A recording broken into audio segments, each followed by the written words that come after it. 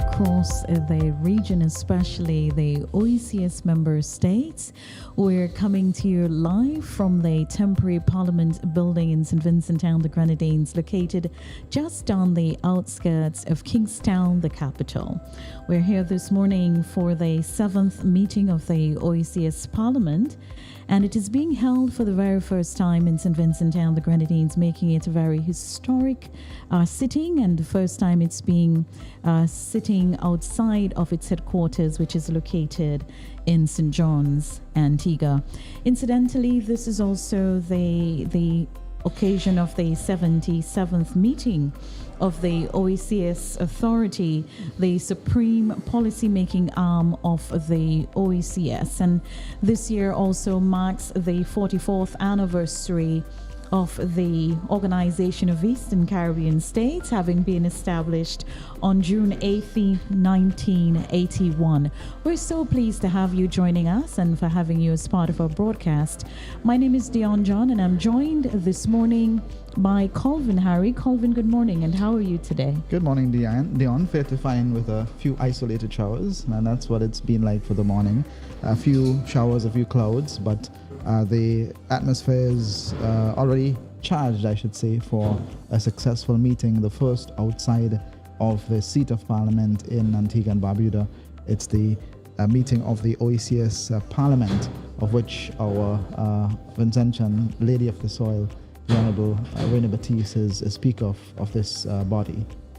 Well, it has certainly been a wonderful morning thus far, a bit humid on the outside, no doubt, but I'm sure the parliamentarians who are gathered here today will be more comfortable as we have the proper accommodation, more or less a new accommodation to host a meeting of this nature. And earlier was speaking with one of the colleagues from St. Lucia, finding out why, for example, Antigua is the base of the OECS Assembly, and to find out that Antigua has a parliament that is able to accommodate a setting of this nature. And speaking of which, we see the arrival of the Prime Minister of St. Vincent, Dr. the Honorable Ralph Gonsalves, and Prime Minister Gonsalves, incidentally, has just made his way to our set. Prime Minister, how are you? I'm fine. A wonderful morning. My brother Colville and Sister Diane. It's a great day for the OECS. Yes. And greetings to all the people of St. Vincent Grenadines and the OECS. We start at 9:30. The members of the Assembly are gathering. Some are here already. The heads of government are on their way from Sandals, where they're staying. But other members are here, persons from the opposition, one or two other persons who are representing governments but who are not heads. Gaston, my brethren from Antigua, not able to make it. He has some important things which he's doing, some urgent things which he couldn't get away from. And Deacon Mitchell in Grenada has Parliament today.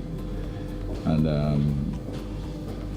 more than likely that he'll be here tomorrow for the OECS Authority meeting. And our associate members from Guadeloupe and Martinique and Saint Martin would follow. They had some domestic things in the Martinique, Guadeloupe. They have the regional council meeting, but within their own constitutional apparatus. It's just one of these things. Sometimes it's difficult to find days, and some events clash. That's the nature of the business. But they will participate at the OECS Authority meeting tomorrow by Zoom, at least part of the time. Those matters which concern and affect them as associate members. But this is a moment historically in the OECS, the history of the OECS assembly, because it's the first time we are having a meeting outside of the headquarters based in Antigua and Barbuda, St. John's. So I'm very much looking forward to it, and for us to be what we are, a legislative filter to some bills which we're going to be continued discussion on them. Some things have to be fine-tuned, even though we pass them today in principle, because we have to go to the respective individual parliaments. And I'm sure you've spoken about those bills already, what on the agenda. Those touching and concerning contingent rights for migrants, for persons who move, or OECS nationals. Look, Dion, you move. You don't want your husband, who might be a non-OECS national, not to be able to have any work. Your children, you know, the children. I don't think you realize I'm on the air. Sabi is trying to get me on the phone. It happens all the time, or quite often. Yes, you know, you will need to have a certain minimum bundle of contingent rights for your children to go to school, access to the health system, and things like this. And then there are aspects of the economic union for the protocol states where we want to better coordinate the customs management, the customs union, things in food safety and handling, things which touch and concern all of us. But this, when we were drafting, when we were negotiating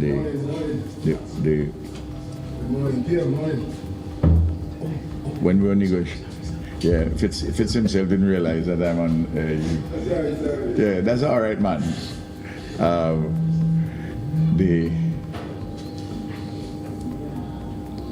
When this treaty was drafted, I was very much involved in it. Actually, the two. That's the Treaty of Bastere, Prime Minister? The revised Treaty of Bastere. The two principal consultants whom we had on this, two very distinguished lawyers. One of them was a lead constitutional lawyer in the Caribbean, Professor Ralph Carnegie, who was a professor at the University of the West Indies, and a Dominican who was resident in Trinidad and Tobago, and who subsequently became Attorney General of Trinidad and Tobago, Mr. Amor. In fact, he's just recently been appointed an acting justice of the Court of Appeal in the OECS jurisdiction. But I wanted to make sure that we had the beginnings of an OECS legislature. Not yet a legislature which can pass bills in any authoritative manner, because the OECS is not a union of the type where the respective countries have given to the Assembly that legislative authority, and you'll have to have some constitutional alterations for that. But at least to have a legislative filter,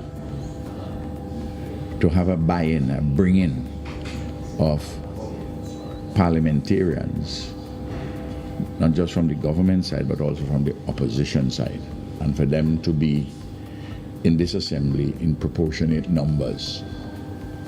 For instance, you'll have from St. Vincent and the Grenadines, there are three of us.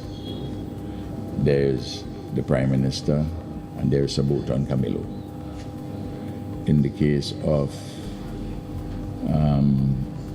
the opposition, you will have a lesser number, and so on and so forth.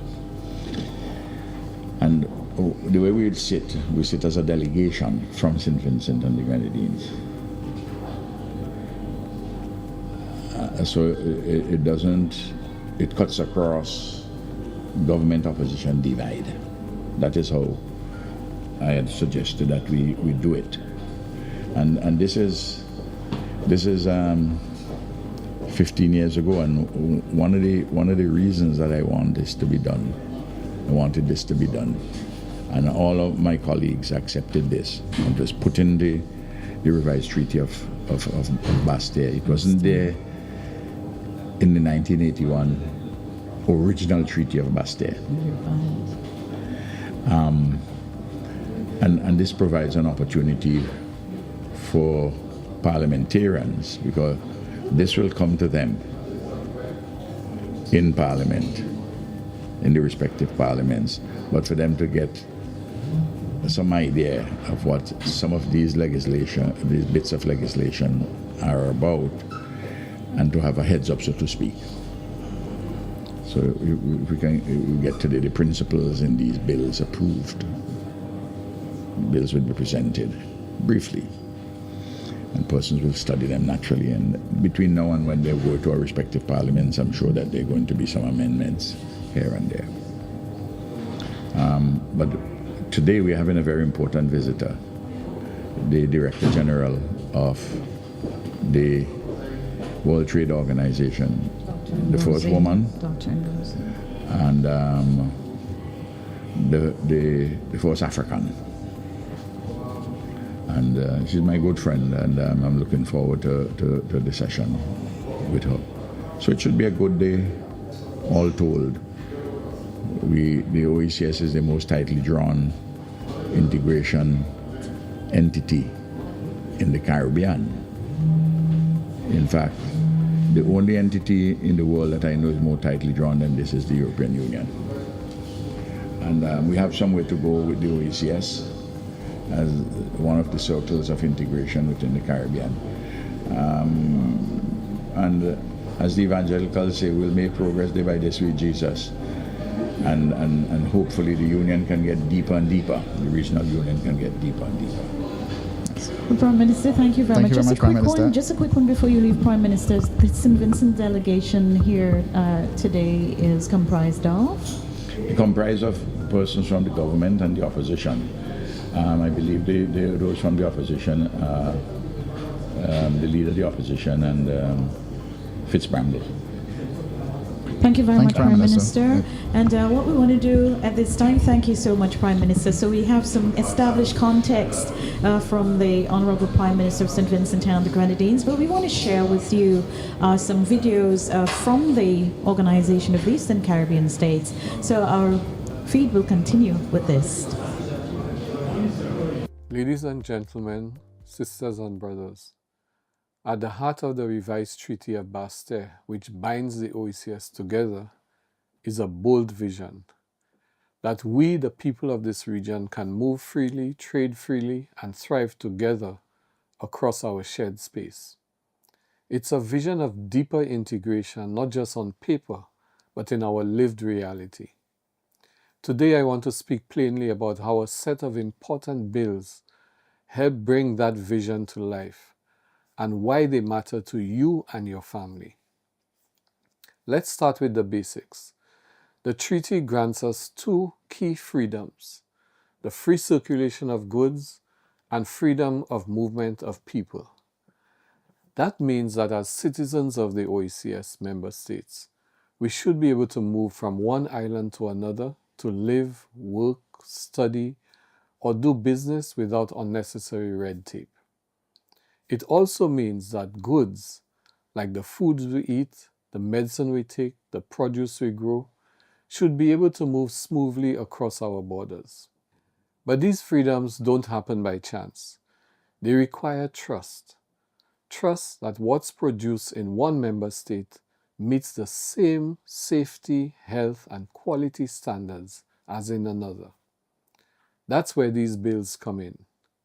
The Contingent Rights Bill, for example, is about dignity and fairness. It ensures that when you move from one OECS country to another, whether as worker, student, or family member, you have access to key services, healthcare, education for your children, social protection. It ensures that your rights follow you wherever you go in the OECS. The Standards Bill is equally practical. It means that if a manufacturer in Dominica makes a product that meets OECS standards, it can be sold in St. Vincent and the Grenadines without duplication of testing or inspection. That reduces the cost for businesses, brings down prices for consumers, and creates a common market that's good for everyone. The food safety, animal health, and plant protection bills work hand in hand. Together, they ensure that the food on your plate is safe, whether it's imported chicken from Grenada, lettuce from Dominica, or packaged goods from Antigua. These laws harmonize the food safety protocols across our region so we can prevent the spread of diseases, pests, and unsafe food while encouraging local agricultural trade. The Customs Bill ensures that goods can clear borders faster, with less bureaucracy and more efficiency. It promotes digital processing, reduces duplication, and protects legitimate trade. Whether you're a trader or a consumer, the system works better for you. In simple terms, these laws protect you as a consumer. They safeguard your health. They open more opportunities for you to work, move, and live across the OECS. And they support local farmers, manufacturers, and traders by expanding the market beyond their home island. They also build something deeper, a sense of shared identity and mutual responsibility. When we adopt and implement these laws together, we are saying that we trust each other's institutions, we recognize each other's standards, and we stand by our shared values. The treaty gives us the vision.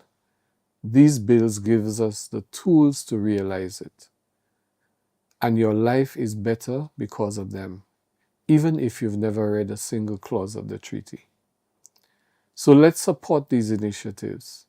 Let's hold our institutions accountable to implement them fully.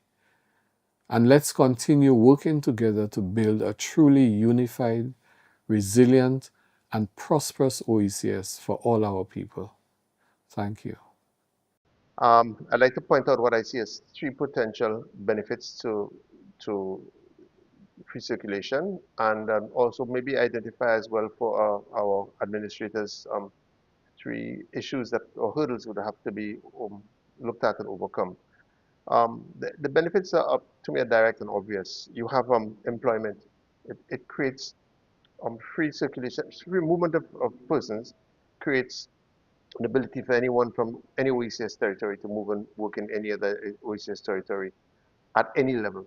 And I think that is a tremendous benefit because it creates opportunities for movement of economies to be able to sell, both from an employment standpoint and an employee standpoint. People can move. The opportunity, the second one is from an investment perspective. So it means that if I can move my business and expand my business across to Dominica or St. Vincent or Grenada without any restrictions or hurdles, that's a benefit to the employer or the investor, so to speak, because it means that some of the hurdles that we have now that may be different restrictions and regulations across the territories will create impediments to us being able to do so. So I can easily set up a business in another territory. Employees from one territory can come and find work across there. And then sometimes it may be about skill sets. It may be if I set up a business in farming here and we have better farming capacity and traditions in, say, St. Vincent, Vincentians can come across and work here and add value to what we're doing here in St. Lucia.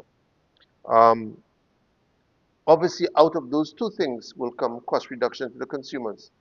Because if you are limiting some of the costs of moving people and the cost of moving goods by removing the trade barriers and the tariff barriers, it means that the goods should be priced better, which means that the consumers are going to benefit. The markets across the OECD will become more homogeneous in terms of pricing, which is once again uh, an important factor for strengthening our single market and economy. Um, the challenges that we need to be faced, we need to face are obviously one, the customs harmonization. You've got to remove any differences in tariffs, etc., across those economic spaces to create one economy, so that I can move my goods and my people across them without incurring additional costs, which then allows, once again, businesses to expand legitimately across those spaces without and allow pricing to be similar in Dominica as it would in St. Lucia, whether or not the good is manufactured in St. Lucia, because it's just about now transportation. And that brings the last one, which is transportation costs. Transportation costs, right now, where we are as a sub-region is that we found, I would say, in the last 10 years, a limitation of movement of persons for sure, with the reduction of the airlines and that ply our territories. Although I see there are efforts now with some new airlines coming in and providing services, but to be able to move freely across the islands, including with the removal of some of the travel taxations, airport taxes and all these things. If these things can be removed across the OECS, so once again, you're moving within a common space and you're not paying those duties and taxes, it makes it much more affordable to move people and goods. So the other aspect of things is the ferry services to be developed to the point where um, it can move both persons and goods seamlessly across the region and hopefully without the imposition of additional taxes, so that once again you're moving goods from one island to the other to be sold, and there's not there's the imputing of costs. Obviously there's a cost. You have to move it from point A to point B, and there's a cost to that. But if you're not compounding that with taxes and so on, it once again creates a better and a more consistent supply of merchandise across the region. So these are the things that I would look to as the obvious opportunities, which is employment and investment and cost reduction. And the immediate hurdles that we need to circumvent are our customs tariffs, our customs regulations, and also the cost of transport, the availability and the cost of transport of moving both persons and goods across the region.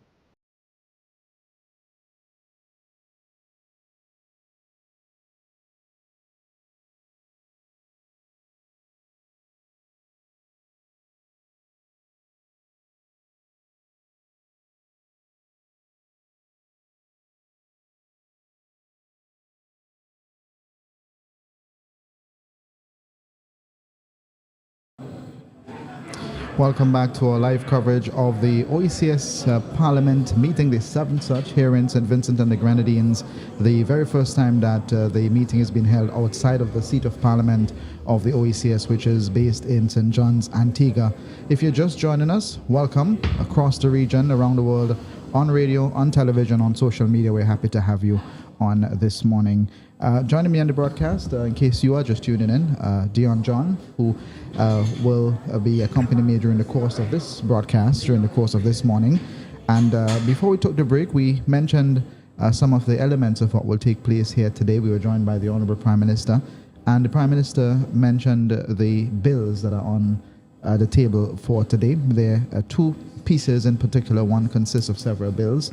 The OECS Free Circulation of Goods Bills, which consists of the Animal Health Bills, Plant Protection, Food Safety Bill, Standards Bill, and the Customs Bill. And there's also the OECS Contingent Rights Bill. And those will be taken to Parliament here, the OECS Parliament here today.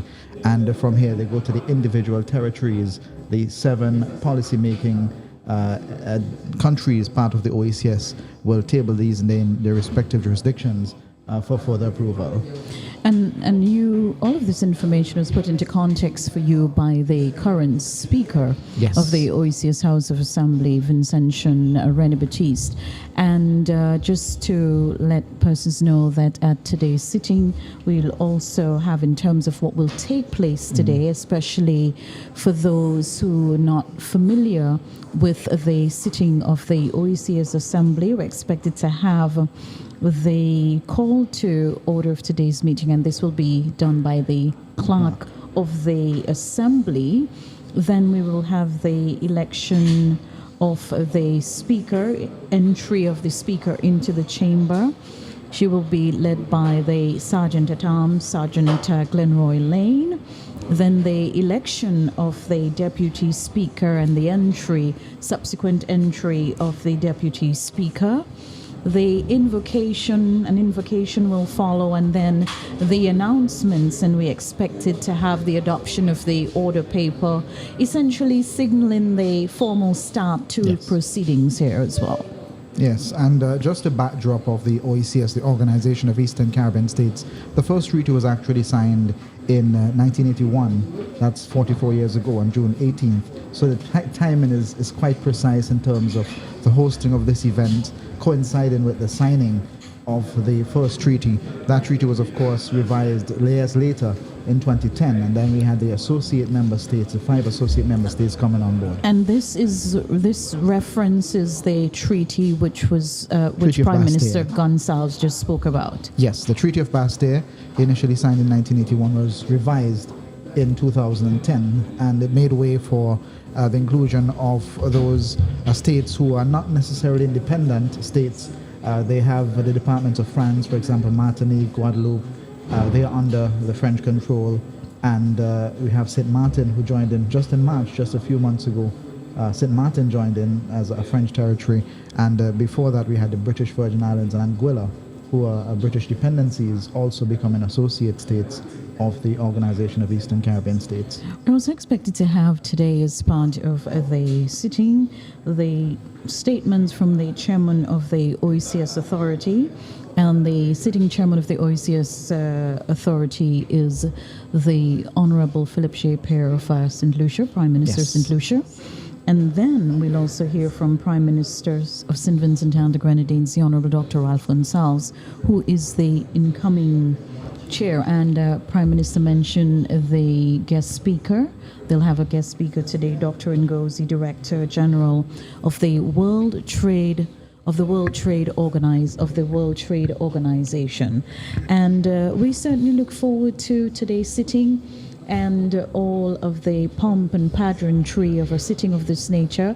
There is a Holden conference room just outside of where we are, where the heads of states and the respective heads of delegations are gathered, and then they will alight from this room and make their way formally into the assembly chamber, where we anticipate that will take place in just a short while from now. Just a few minutes behind schedule. All of this was expected to begin at 9:30 this morning. We're just a few minutes behind schedule, so we anticipate that any time now we'll see that door opening, and we will see the leaders alighting and making their way into the hollowed halls of the Parliament building. And just to note as well, it's actually raining on the outside, so whatever it is taking place in terms of the support outside, it might be a bit of a reason why we're running a little behind schedule as well. But this morning, you mentioned, just a few minutes ago, you mentioned that the chairmanship of the authority being handed over to the Honorable Prime Minister of St. Vincent and the Grenadines in this case. And there's a particular pattern it follows. It flows in alphabetical order. So naturally, after you have St. Lucia serve as the chair of the authority, you have St. Vincent and the Grenadines as lined up next in terms of and that list rotates in alphabetical order on a continuous basis. Twice annually. And you also have a case where these meetings are held on a very regular basis. We're at the 77th meeting of the authority, and the authority was only established 44 years ago, so that gives you an idea as to how often those meetings are being held. I was told as well, during the pandemic period, several of the meetings were held virtually. Yes. And it meant a different sort of arrangement in terms of the protocols and what had to happen. but we are back into having physical meetings, and for the first time in St. Vincent and the Grenadines, we're having a face-to-face representation of all of the delegates from across the OECS here for this, the meeting of the OECS Parliament, the 7th such. Well, you mentioned the strength of the authority because the authority because we, as the OECS, this is the 77th meeting. Yes. That and Prime Minister Gonsalves in his presentation alluded to the fact that outside of the European Union, the OECS is by far one of the stronger organs in terms of the unity and collective cohesiveness of within the bloc as a region, the OECS authority. And that augurs well and speaks of the strength of the OECS as the organization of the Eastern Caribbean states, an organization that we grew up as children hearing about in school and preparing for exams, especially at what was then the common entrance level, now the CPE. And now the CPE, having to know all of these, the organs of the region and what they represent and what are some of the things that they do. And the OECS Assembly as a principal organ of the Organization of Eastern Caribbean States, the OECS, established by the revised Treaty of Bastere, comprises the representatives from the parliaments and legislatures of the OECS member states. And I'm sure persons will be interesting to see how this actually works, because if you consider your individual parliaments, where you have some countries where the head of state is the King's representative in the person of the Governor General, versus Dominica, which is a republic, the Commonwealth of Dominica, you will note that whereas there may be some similarities, there are quite some differences as well that you have to note as part of today's sitting, where they come together as the OECS Assembly. Yes, and there's some important notes that we have to make about the Assembly itself, as it's a younger body compared to all of the other bodies that make up the OECS. It was only established 2 years after the second signing of the revised Treaty of Bastere, which was in 2010, and it was established in August of 2012. So the Parliament within itself is not a very old establishment, for want of a better expression. And since its establishment in 2012, it's important to note that a Vincentian has been the Speaker of the OECS Assembly, OECS Parliament, in the form of the Honorable Rene Batista, former Minister of Culture, Government Minister here in St. Vincent and the Grenadines. And she has since been in that portfolio. And we expect today that we'll have a new Deputy Speaker of the House will be elected. So that is all part of the protocol down for today. Now, the Honourable Prime Minister mentioned earlier the representation, how it's represented. Each territory has its representation on the OECS authority, and it has to do with your proportionate representation in each individual island. In the case of St. Vincent and the Grenadines, it will be 2-1, and you'll have representatives from the governing party, the government, and you'll have representatives from the opposition. So there's 3 representatives from the government and 2 from the opposition, and we mentioned that earlier. And the other territories which have similar setup, but this applies only to the full member states, what we call the protocol states. The protocol states are the 7 countries that have fully signed on to the OECS. The associate states have a slightly different establishment because they don't have a parliament structure as we do. They operate on a bit more of a legislative nature. So you have a total of 3 representing from each of these: the elected head of the chamber, leader of the opposition, and another member agreed to by both parties. In the case of the British Virgin Islands, for example, St. Martin, similarly Guadeloupe, Martinique. It comprises of individuals from both sides, opposition and from those who are in the government position, the governing position. So that's an idea as to how the parliament is made up for those who are trying to understand the workings and what consists of the OECS parliament. And the OECS and the Customs Union, the CUFCG, the Eastern Caribbean Economic Union they're advancing an important goal set out in the revised Treaty of Bastere for the full authorization of a single economic and financial space. And this is quite important, especially to this region. And one of the basic tenets in terms of a key milestone is a process of the custom union with the free circulation of goods, which is designed to make trade a lot less cumbersome and far smoother, more efficient, and more beneficial to citizens and businesses operating within the OECS, within the ambit of the OECS again.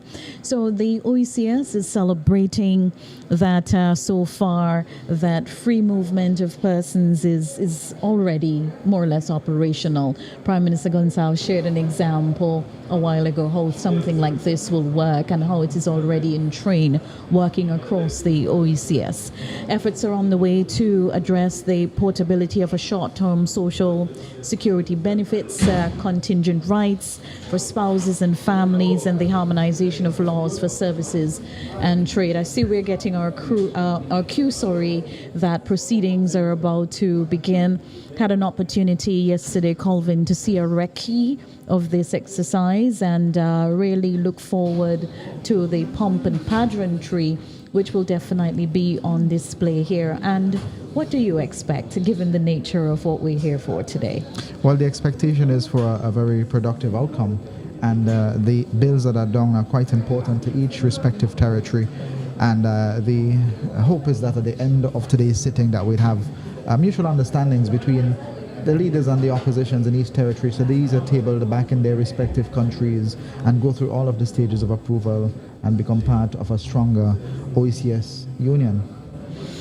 Yes, definitely, and we're certainly awaiting. If we can just probably recap what are the bills that we expect to see tabled here today. So we expect to have the OECS free circulation of goods bills, and this is broken down to several smaller bills: the Animal Health Bill, Plant Protection Bill, Food Safety Bill, Standards Bill, and the Customs Bill. And there's also the OECS Contingent Rights Bill, which is part of the agenda for today's sitting.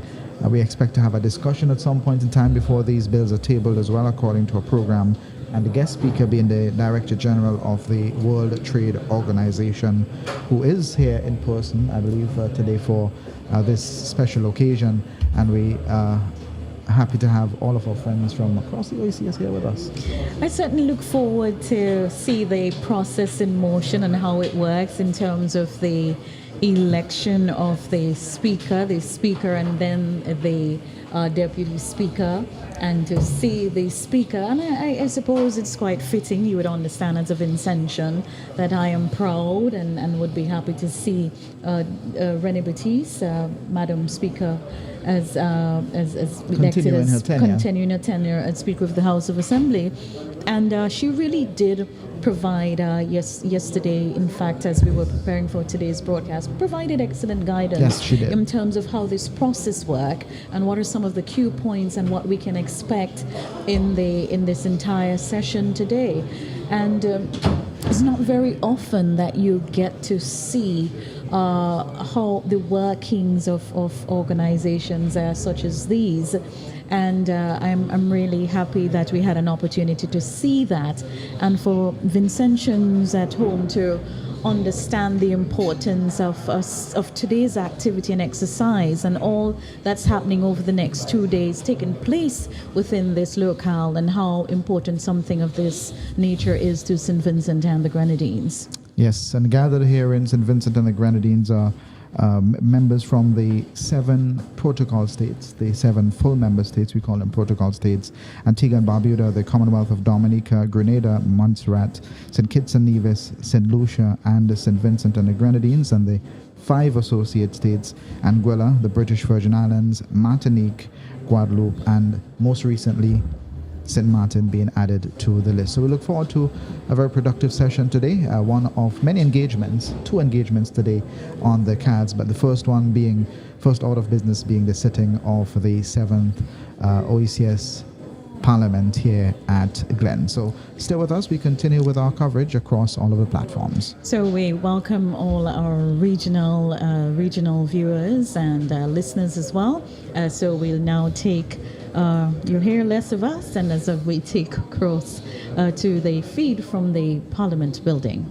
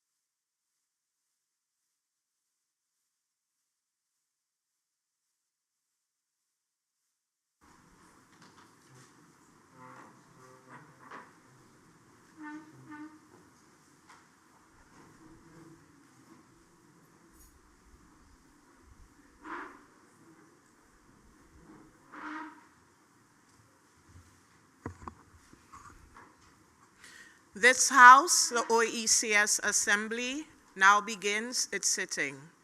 Please sit.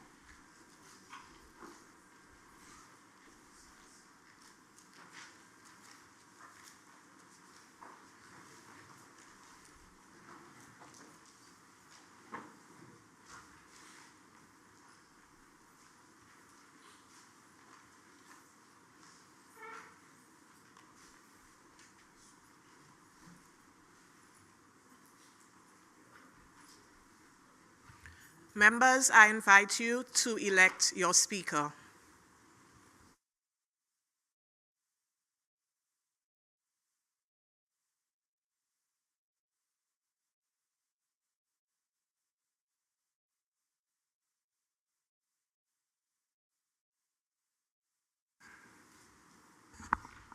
I beg to move the election, indeed the re-election of the outgoing Speaker, the Honorable René Batiste.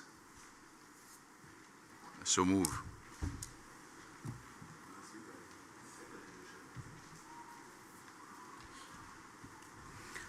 Honorable members, the question is that the Honorable René M. Baptiste do be elected as Speaker of this OECS Assembly. All in favor, say aye.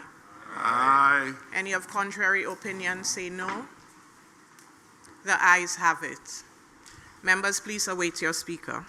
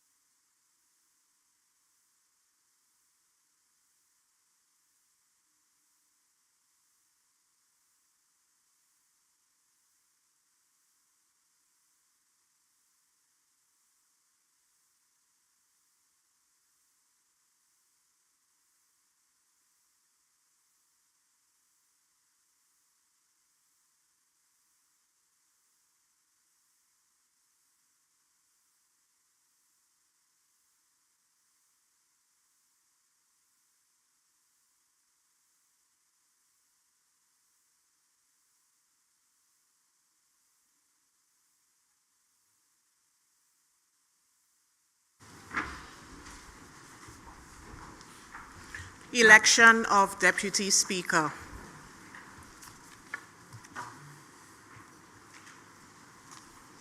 Speaker, in keeping with provisions of our rules of procedure, rule number 11, I hereby move the motion for the election of Ms. Samantha Nicole Marshall to serve this August body in the capacity Deputy Speaker. It pleases you.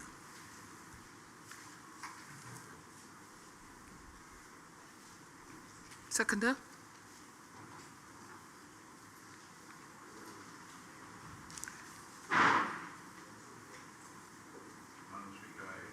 Rise to second the motion presented by my honorable friend, who has the delegation from Antigua and Barbuda.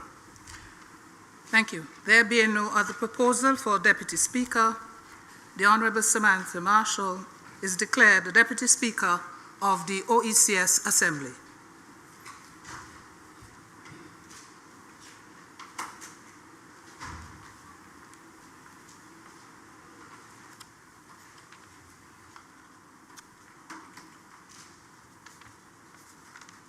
Please rise to receive the Deputy Speaker.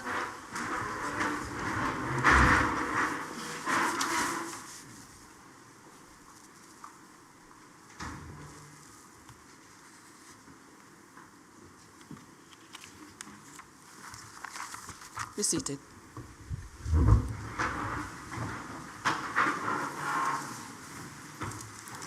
Honorable members, I bid you welcome to the OECS Assembly, the 7th sitting of this Assembly, for the first time in St. Vincent and the Grenadines. We expect to receive via online our representatives from Martinique, Guadeloupe, and St. Martin at some time during the course of the day, as well as Anguilla, I understand, will be joining us online. Two things. Let me thank you very much for the confidence which you repose in me to service in this esteemed office as Speaker of the OECS Assembly. As we all know, the OECS Assembly is a creature of the treaty, the revised Treaty of Bastere, and it aims to deepen the OECS integration process. While we speak about this, permit me to have a little joy this morning in celebrating with St. Lucia, Miss Julian Alfred, gold medalist at the Olympics, and Miss Tia Lafond of Dominica, gold medalist as well.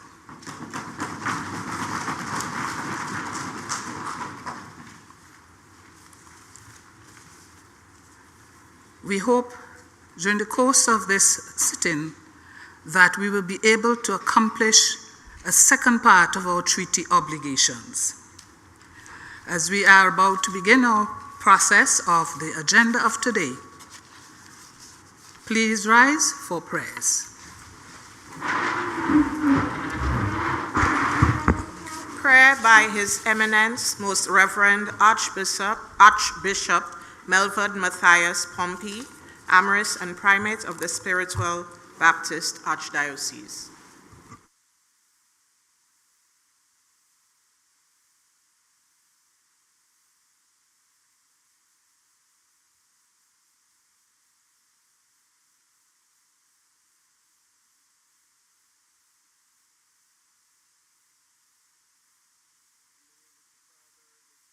The Holy Spirit. Behold how good and pleasant it is for brethren to dwell together in unity.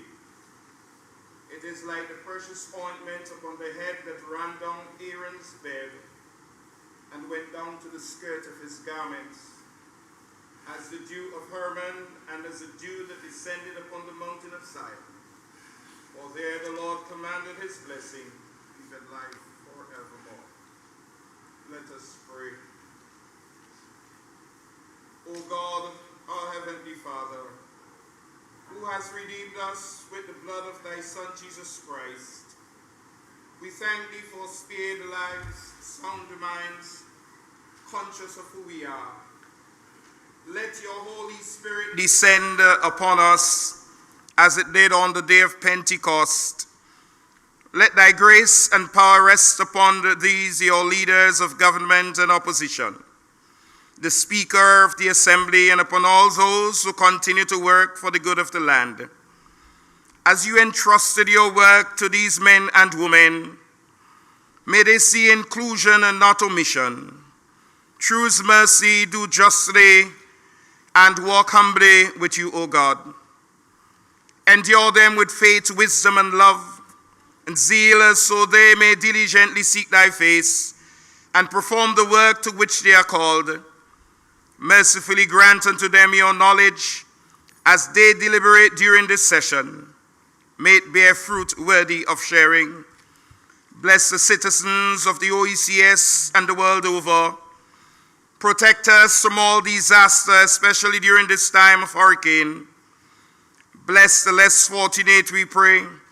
Be gracious to them, that thy saving power be known among all nations. We pray that all hindrance to the advancement of thy truth be removed, and justice roll down like waters, and righteousness like an ever-flowing stream. We come against crime and violence of any sort.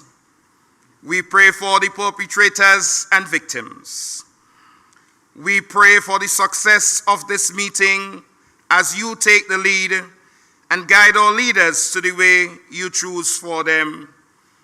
We pray, dear God, that you will continue to watch over us with your blessings, and let it descend upon us today and continuing.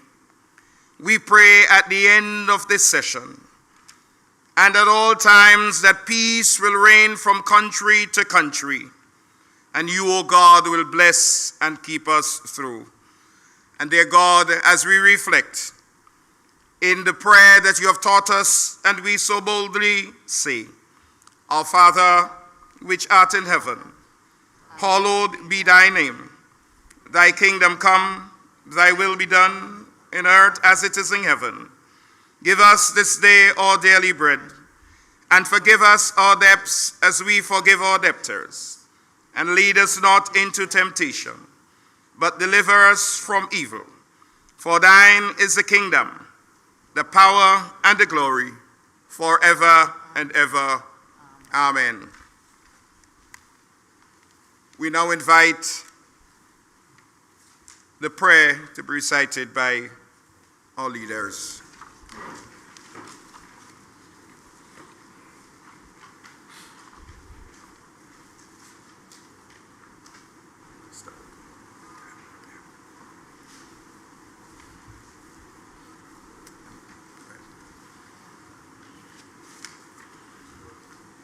Almighty God, who in your infinite wisdom and goodness has appointed the members of this OECS Assembly for the just governance of our people, let your blessings descend upon us all, that we may wisely deliberate for the common good of our member states and for the glory of your name. Amen. Amen.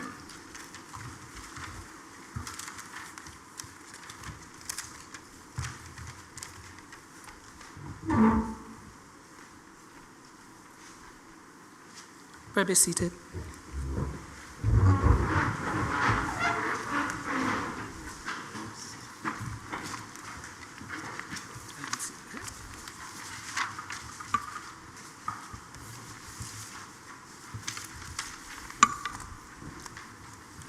Announcements by Madam Speaker.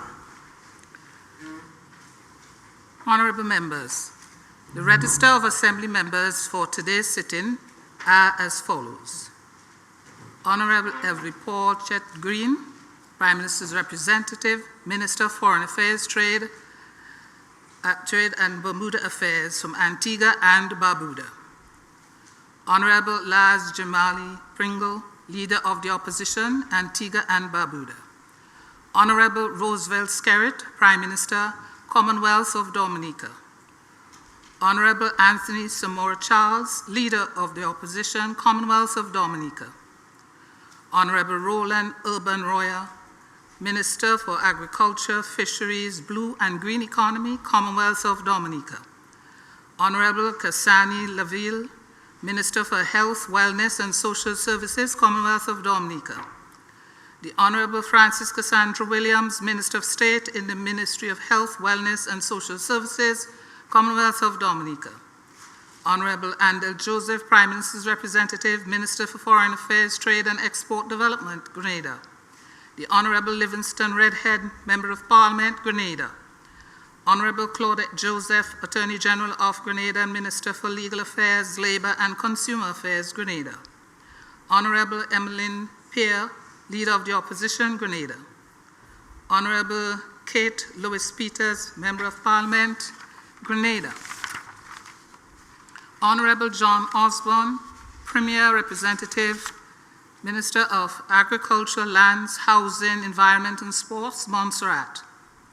Honorable Paul Joseph Lewis, Leader of the Opposition, Montserrat. Honorable Dr. Terence Dew, Prime Minister, St. Kitts and Nevis. Honorable Alexis Jeffers, Leader of the Opposition, St. Kitts and Nevis. Honorable Philip J. Pear, Prime Minister, St. Lucia. Honorable Alan Michael Chastanet, Leader of the Opposition, St. Lucia. Honorable Alva Romanas Batiste, Minister, St. Lucia. Honorable Dr. Virginia Albert Poet, Minister, St. Lucia. Honorable Sean Edward, Minister of Education, Sustainable Development, Innovation, Science, Technology, and Vocational Training, St. Lucia. Dr. the Honorable Ralph Gonsalves, Prime Minister, St. Vincent and the Grenadines. Honorable Camilo Gonsalves, Minister of Finance and Economic Planning, St. Vincent and the Grenadines. Honorable Saboto Caesar, Minister of Agriculture, Forestry, Fisheries, Rural Transformation, Industry and Labor, St. Vincent and the Grenadines. Honorable Godwin Friday, Dr. the Honorable Godwin Friday, Leader of the Opposition, St. Vincent and the Grenadines. Honorable Fitzgerald Bramble, Opposition Member, St. Vincent and the Grenadines.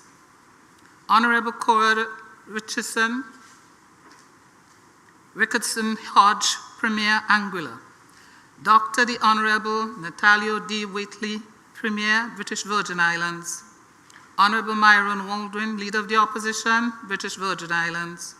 Dr. the Honorable Carl Dawson, Elected Member, British Virgin Islands. As indicated previously, some of our members will be joining from the French departments of Martinique and Guadeloupe and St. Martin, are expected to join us by online, via Zoom.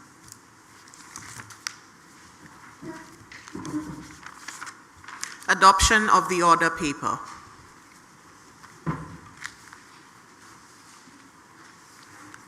Honorable members, the question before us is the Assembly, is the order paper laid today on the table be adopted? All in favor? Those against? The ayes have it, the ayes have it.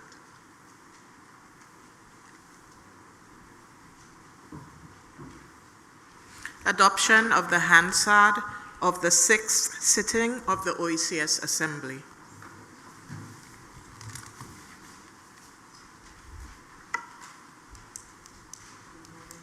Move.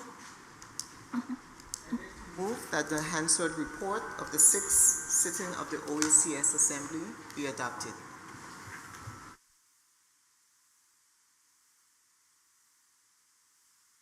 Honorable members, the question before this Assembly is that the last Hansard report of the 6th sitting of the Assembly be adopted as circulated. All in favor? Those against? The ayes have it. Madam Clerk. Statements. Chairman of the OECS Authority.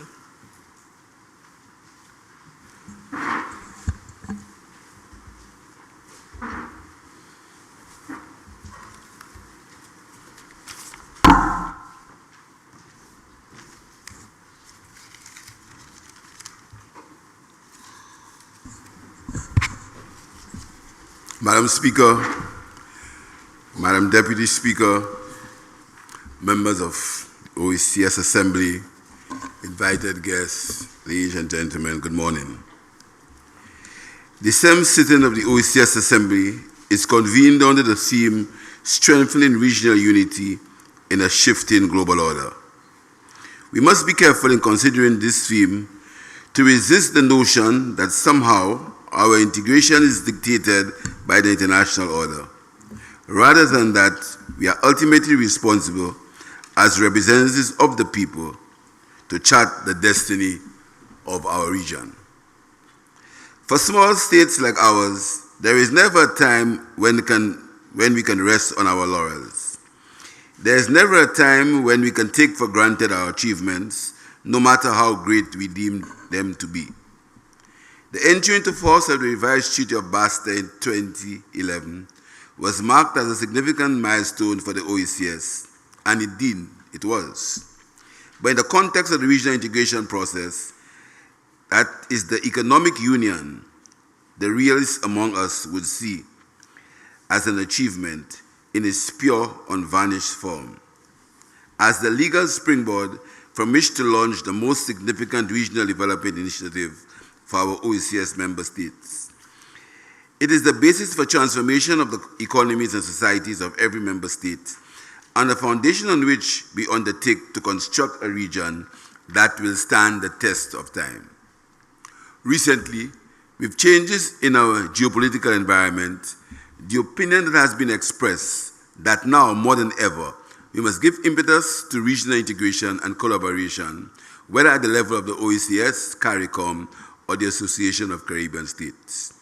I am of the view that the integration of our region should not be reliant on external factors, but rather on our own appreciation of a pan-OECS, pan-Caribbean approach, an imperative to our very survival, given particularly that we rank among the smallest and most exposed countries in the world.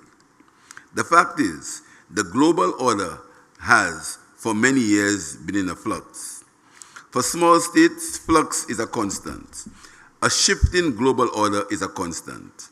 An unpredictable international environment has become the background against which we undertake the development of our region. Strengthening regional unity is therefore a constant.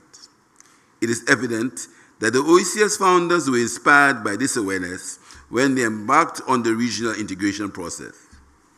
Consequently, out of their wisdom, their all-encompassing vision, they sowed the seeds for a region that would be more than robust, more resilient than it was in 1981, and a region of viable sovereign states.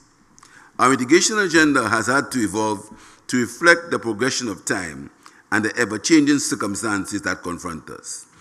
Hence, the revision of the Treaty of Bastere, the preamble of the Protocol of the Economic Union articulate our conviction that the establishment of an economic union would contribute to the rapid growth of participating states and the ultimate creation of a viable economic community of Caribbean countries.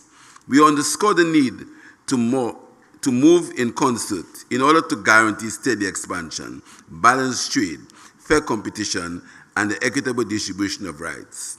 We resolve to act together to eliminate barriers, so securing our economic and social development. This deeper integration is not temporary, not meant to be time-bound, not reactive. So neither today nor at any time ought we to be scrambling to bring to fruition critical elements of a revised treaty that entered into force in 2011, passed into action by outside forces. No. Today, we should be fine-tuning our systems that were already in place, becoming even more resilient because our economic union pillars have been standing and we would have been operating within the tensile strength of our entire bloc of countries that constitute the OECS. The quest for an ever stronger OECS has been ongoing.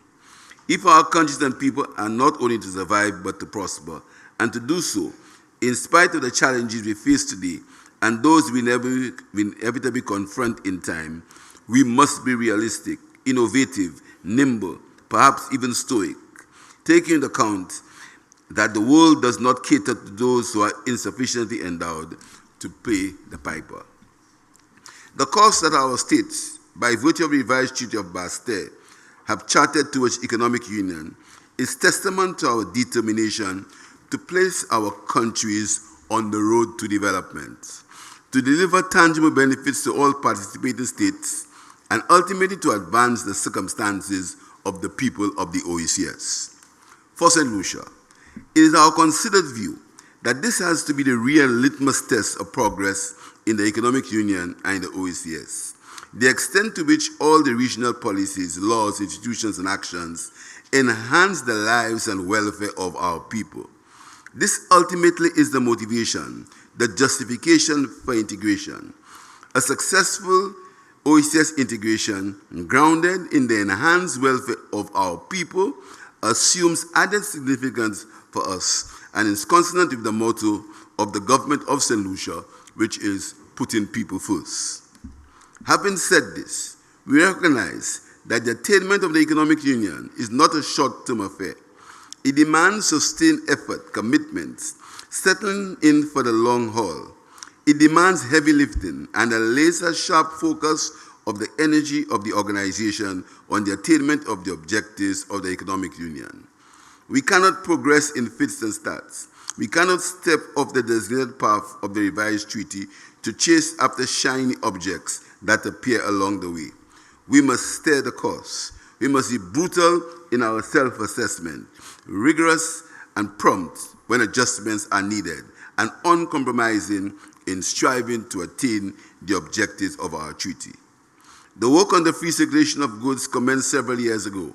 We knew then how critical it was for the OECS to move beyond the existing free movement of goods and people framework, to cement the single space by establishing a regime that would ensure goods would move without fetter once they satisfied formalities of the regional border. I will not dwell on the tardiness that has attended the introduction of this regime. Suffice it to say, the free circulation of goods is a natural corollary to the free movement of people and the establishment and operation of businesses in the single financial and economic states. We must get it done. The introduction of tariffs in our economic space will further put more pressure on the quality of life of our people if we do not do something now. And importantly, we must do so with the collective responsibility of this Assembly and the Assembly of the OECS parliamentarians. The Assembly is a forum for the people.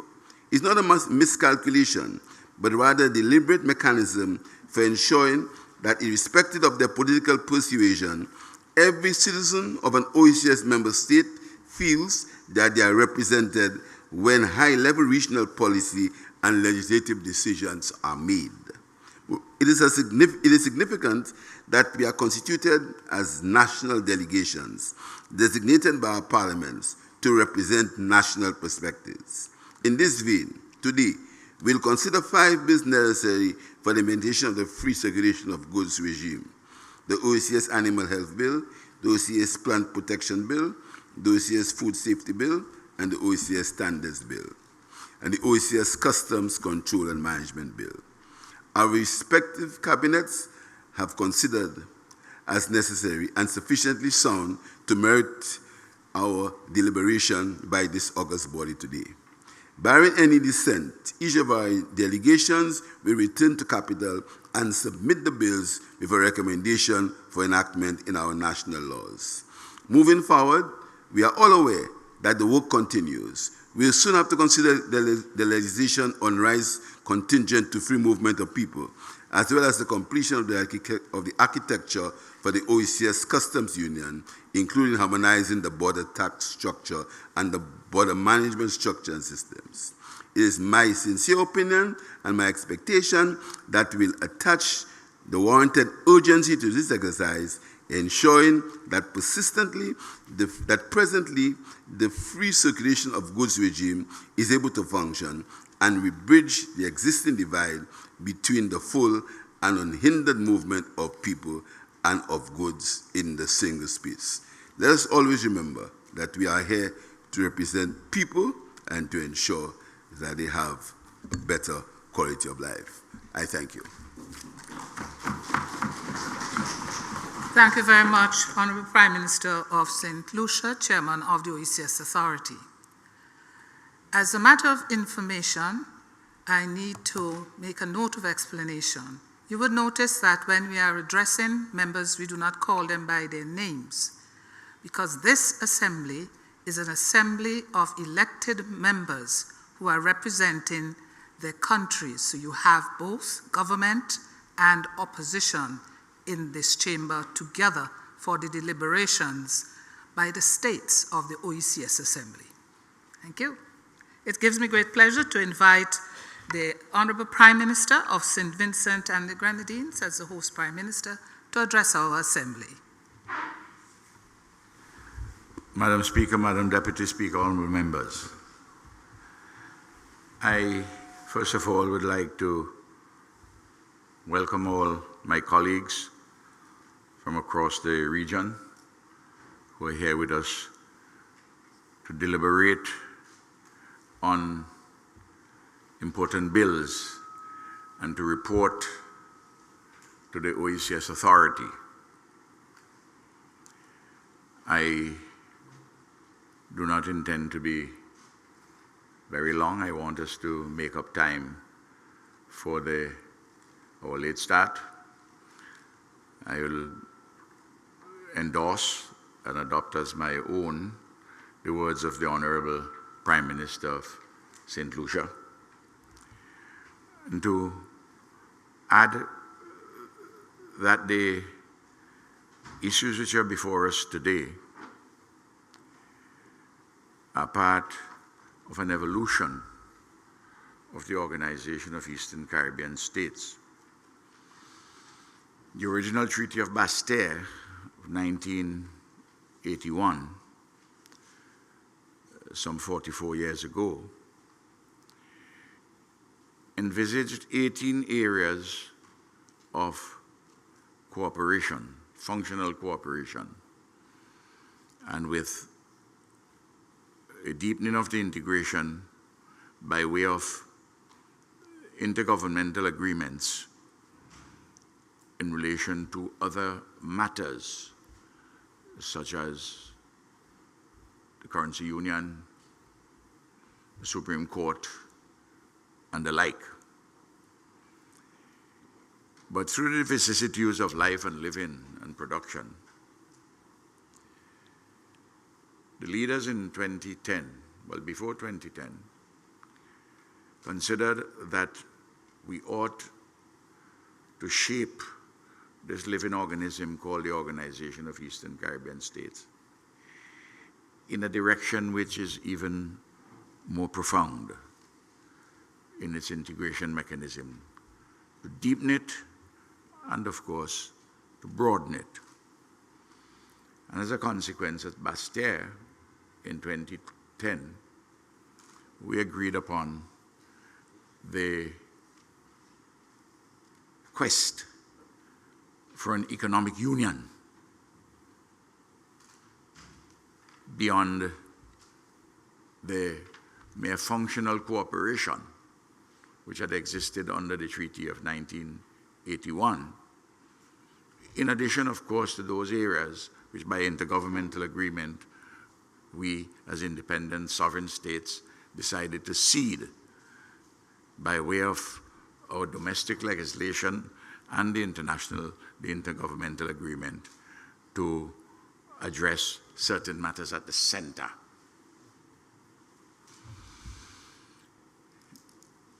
Clearly, there is overlapping work that we are doing here with the work in another circle of integration, that is to say, CARICOM. But because we are a far more tightly drawn integration mechanism, it provides for us within our region for the protocol states to move in many respects at a faster pace than CARICOM. And obviously, where there is overlapping, we have to have the relevant points of contact and relevance between our circle of integration and that, for example, of CARICOM. If it may sound convoluted and complicated, it's not really.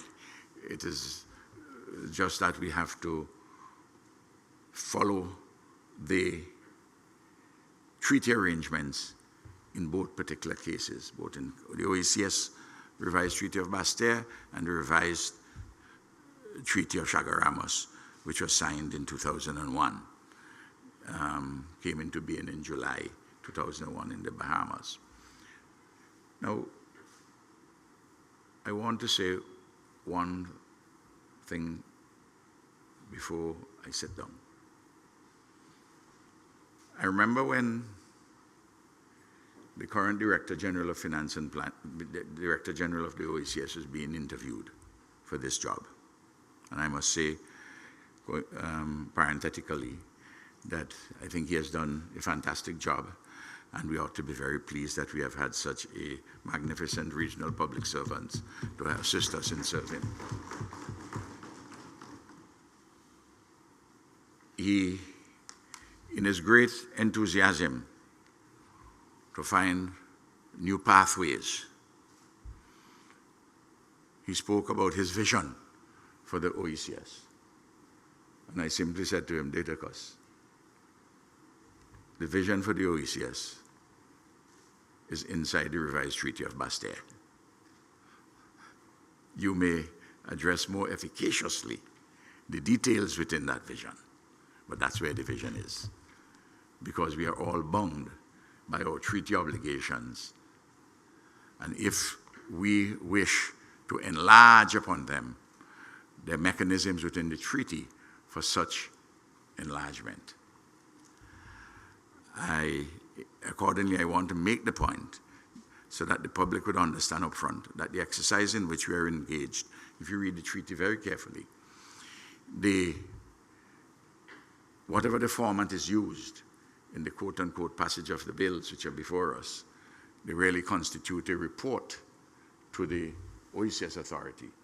And this is, as you well know, the Honourable Leader of the Opposition, you were here before that, it is not binding on the OECS authority, and that's why it acts as a legislative filter to include parliamentarians who are representatives of people to have a view outside of just the governments within the authority.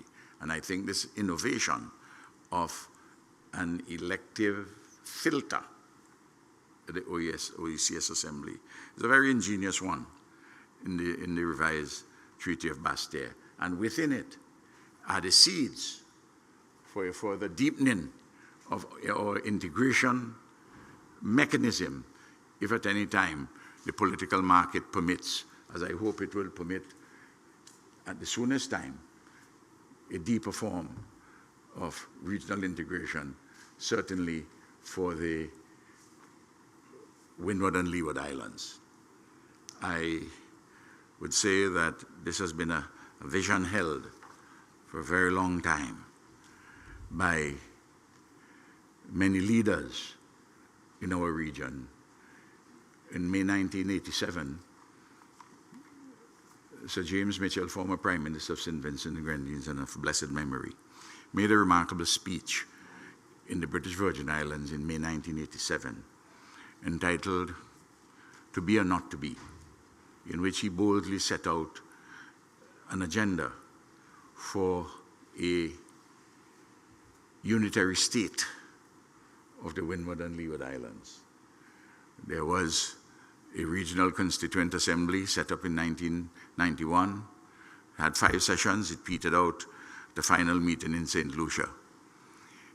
In 1992, the political market was not there.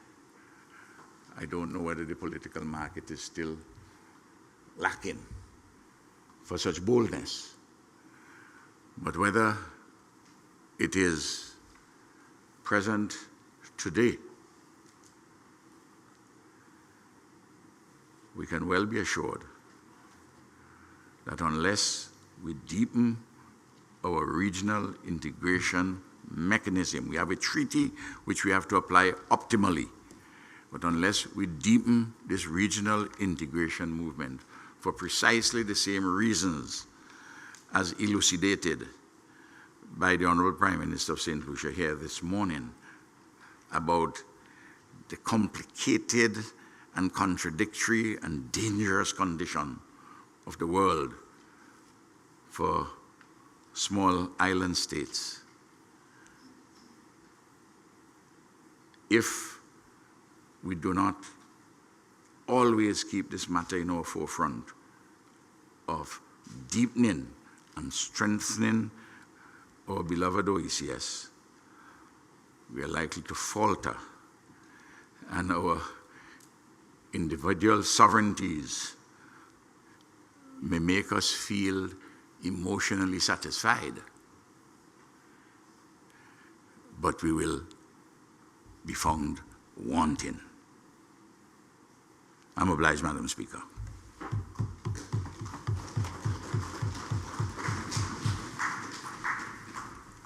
Thank you very much, Honorable Prime Minister of St. Vincent and the Grenadines. We are scheduled to join us Dr. Ngozi as our guest speaker.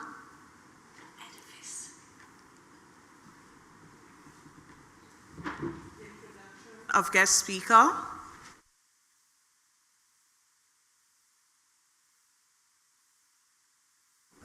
Ngozi Okonjo-Iweala, our special guest speaker, is a globally respected economist, finance expert, and international development leader who has made significant impact across Asia, Africa, Europe, Latin America, and North America.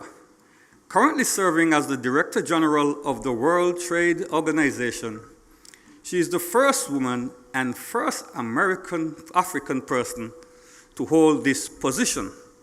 She is passionate about economic empowerment. She is a powerful advocate for fair and inclusive global trade policies and practices, which will transform nations and lift them out of poverty to ensure prosperity for future generations. With over 4 decades of experience, Dr. Okonjo-Iweala has held pivotal roles in finance governance, policy reform, and diplomacy, twice serving as Nigeria's finance minister. She spearheaded transformative economic reforms that strengthened transparency, curbed mismanagement, and stimulated national growth. As managing director of the World Bank, she oversaw an $81 billion portfolio and led the mobilization effort in gathering global support during the 2008-2009 food and financial crises. Dr. Okonjo-Iweala has played crucial roles in international health and finance, serving in numerous capacities, such as chair of the board of Gavi, the Vaccine Alliance, African Union Special Envoy to COVID-19 recovery, and World Health Organization Special Envoy to the Access to COVID-19 Tools Accelerator. She sits on numerous global boards and advisory councils, including the Global Commission on the Economy and Climate, Oxford's Martin School, and the CARICOM Commission on the Economy. She has contributed immensely to debt relief initiatives, including negotiating the historical cancellation of $30 billion of Nigeria's external debt. Dr. Okonjo-Iweala earned her undergraduate degree in economics from Harvard and a PhD in regional economics from MIT. She is the author of several acclaimed books and articles on leadership, reform, corruption, and development, including Women and Leadership, Real Lives, Real Lessons, and Reforming the Unreformable, Lessons from Nigeria 2012. Dr. Okonjo-Iweala offers an unmatched record of public service and a wealth of insight in economic resilience, global trade, and inclusive development, making her voice especially timely and relevant for the OECS region, Today, we are privileged to welcome Dr. Ngozi Okonjo-Iweala, a pioneer, a reformer, and a beacon of progress to this seventh sitting of the OECS Assembly. Thank you very much, Honourable Member for Montserrat. To our guest speaker, Dr. Ngozi. This is a proposition. The multilateral trading system is grappling with a plethora of many challenges. Very small island states like these of the OECS rely more, also than others, on the predictability, stability, and security provided by rules-based multilateralism. So what are the WTO members doing to address these challenges, and how do you, Madam Director General, suggest that small states like ours can best possibly promote our interests? Well, thank you, Madam Speaker. Honorable members, excellencies, thank you so much for having me. What an honor Is it possible to be to assist us able with some volume? to address you and speak to you. Let me acknowledge that we are in very challenging times with respect to trade. And I think this is probably the most disruptive period in global trade since the 1930s, when we had the Smoot-Hawley Act of the United States. I'll just say a word about what the impact of the tariff situation means globally. As many of you may have seen, we've done projections that show that the impact of the 10% tariff level, along with automobile and steel tariffs, the initial wave of tariffs, would result in a contraction of global trade by about 0.2%. And this is a huge turnaround from the 2.7% growth in global merchandise trade that we had projected for this year. So this is a very difficult situation or position. And if we were to add the reciprocal tariffs on top of the 10% tariffs and layer in uncertainty, which is a downside risk, the uncertainty created by the whole situation, we would have a contraction of about 1.5%, which is a huge dent on global trade growth. And you've seen all the changes. We've been modeling every single change. With the uncertainty between US and China, the escalatory tariffs that they had between them of 145% and 125% brought a huge amount of uncertainty again into the global trading system. But we are so glad they had the meeting in Geneva and the one in London and de-escalated. And when we add the impact of the China-US de-escalation, we have a turnaround of global merchandise trade growth to 0.3%. But then if we add the 50% steel and aluminum tariffs that were recently brought in, and the impact of a possible 50% tariff on the European Union, we go back to a contraction of 0.5%.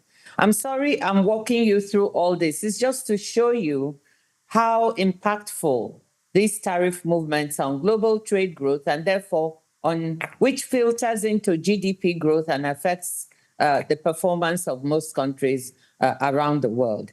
I would say that for the OECS, your economies are services economies, and therefore mainly are not as impacted by these tariffs as they could have been. But services don't escape, because anything that happens to global goods trade has some impact on tariffs, but not some impact on services, but maybe not as much as one would expect. Thank God.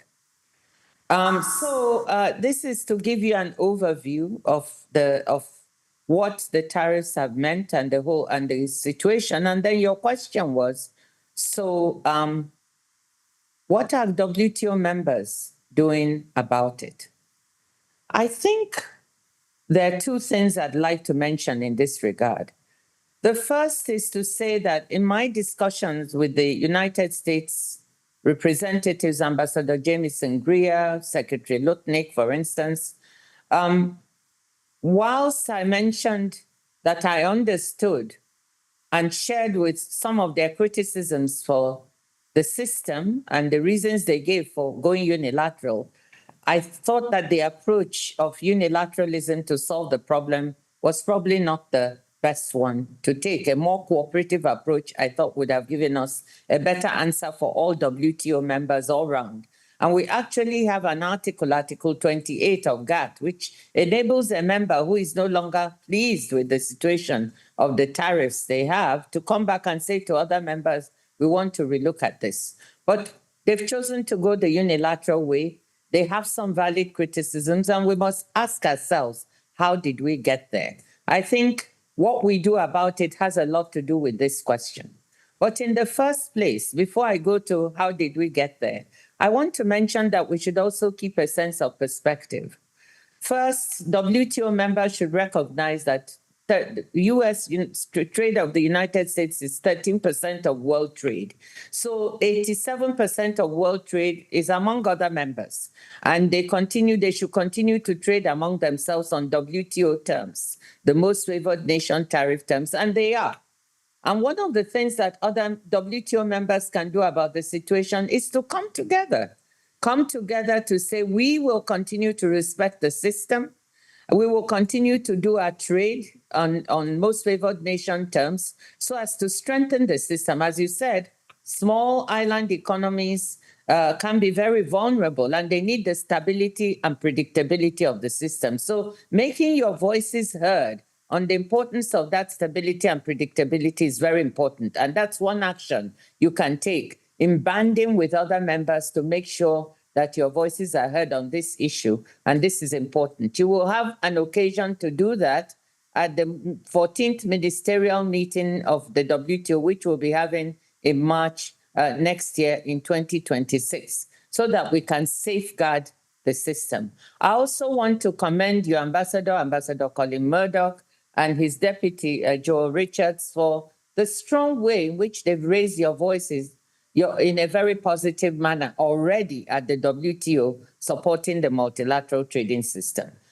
I think the second thing we need to do is to ask ourselves, as uncomfortable as it may be, the question I raised before, how did we get there? Are there any things the US says it's doing these unilateral actions because it's wanted some reforms at the WTO for quite some time, and other members were not forthcoming to support those reforms? They've made criticisms of unfair trade practices, on level playing field issues, use of subsidies in ways that are not fair to others against certain other members like China. China itself has made criticisms of the system about those who have agricultural subsidies. Developing countries such as yourself have said you also have criticism. The system could work better for developing countries. It hasn't delivered as much. So all these are criticisms members have. And if these criticisms are the reasons why the US decided to take unilateral action, well, maybe we should turn this very uncomfortable situation into an opportunity, this crisis, into an opportunity to say, what action can we take as members in order to reform the organization and make it fit for purpose and fit for the 21st century? So that would be the second set. We have been holding meetings here in Geneva, and the General Council Chair has started the process of trying to look at what should these reforms be and what would be the modalities for delivering them. I personally believe that some of these reforms need to be very deep. We have issues, as I said, about some of our rules that may not be fit for purpose, to make sure that members are open, transparent, and fair with each other and declare their trade policies and practices in a way other members can gauge and see. We need to look at our negotiations function to make sure that we are able to use all instruments at our disposal, be it the multilateral instrument or the plurilateral. We need to look at our dispute settlement system that is still working, but not working as well because the appellate body has been hobbled for some years now, and say, how do we bring all these things together into a deep reform? Even the way we make decisions, it gives every country that is a member a voice, even the smallest one. And I'm very proud of it, the consensus system, because it means small OECS states can have the same voice as the largest country. But sometimes it stops us from making decisions in a timely fashion. Negotiations and decisions here take decades, years for members to come to agreement. And I believe that that is not serving people that ambassadors are here to represent as well. So we need to, yes, keep our consensus system, but maybe look at ways in which we can manage this consensus so that we can make decisions and come to agreements much faster. So these are some of the reforms that have been criticized, some of the shortcomings that I think members can come together. So two things: can members come together to validate the system and support the stability and predictability of the most favored nation arrangement? Two, can we come together to do the reforms? And ministers have a role here, that they must be the ones that take on the responsibility to look at the package of reforms needed, to bless these reforms at the 14th ministerial, give the go-ahead, and then discuss the modalities to get them done, because I think some of them need strong political will, which may be beyond what ambassadors can always deliver here in Geneva. So that's the, sorry, long answer to your question, but it's an excellent question and goes to the heart of the issues we have before us. Thank you very much, Madam Director General of the WTO. Honorable members, Madam Director General is at your disposal to be engaged. Any questions for the Director General? Prime Minister of Dominica. Madam Speaker, thank you very much. I first want to congratulate you on your re-election and to say how happy I am to see you. And of course to our Deputy Speaker, congratulations to you. I guess this is part of the continued process of women taking over. Women run things. But I want to thank the Secretary General of the WTO and to commend her for her leadership. Also to thank her for the special attention that she has placed on small islands like ours. I think that she has been able to carve out a special sit-in for us within the WTO, where our voices can be heard, we can express ourselves. But the reality is, while we have moved to this multilateral system, the New World Order is moving towards a unilateral system. And countries like ours, we can speak, we can express ourselves, we can be as articulate as we can be or should be, but the reality is that's all we can do. We have a case that is more than 15 years involving Antigua and Barbuda. It went through the process as enshrined in the WTO, but nothing has happened. And so unless we respect the rules of engagement, these institutions will not work for us. In the first place, there is no real benefit to us because of the structure of our economies. But if we are to play a part and to ensure that there's fairness around the world, we will not achieve the desired objectives of the WTO. So I appreciate very much the leadership and the commitment of our dear Secretary General. And I believe that with her election to the post and what she has been able to do thus far, it has brought some level of confidence in us. But that has also been tempered by the reality. And if you look at the United Nations and they talk about reform, the system was created in a particular time, and times have changed, and it has not changed at all. And unfortunately, the WTO has followed in that path. It was created to address some issues in the world. The objectives were noble. There was extensive consultation, but the reality is it is not functioning for people like us. And this is why you will see, Madam Secretary General, that there is not much involvement on the part of countries like ours, and not only in the OECS, but globally in the deliberations at the WTO, to the extent to which we should be. But if you are knocking on a door and it's not going to be opened, then the question is, do you continue expending your energy seeking to knock the door down? And for somebody like myself, who's been around for some time, one can understand my consternation, because I have seen the world changed dramatically over the last 25 years. The world is a more difficult place for countries like ours. And I believe that, not to preempt the bills that are before us, but I believe these are the kind of things that we need to be looking at in order for us to see how we can keep more of the money that we have generated within our economy, or economies, to remain in the Union.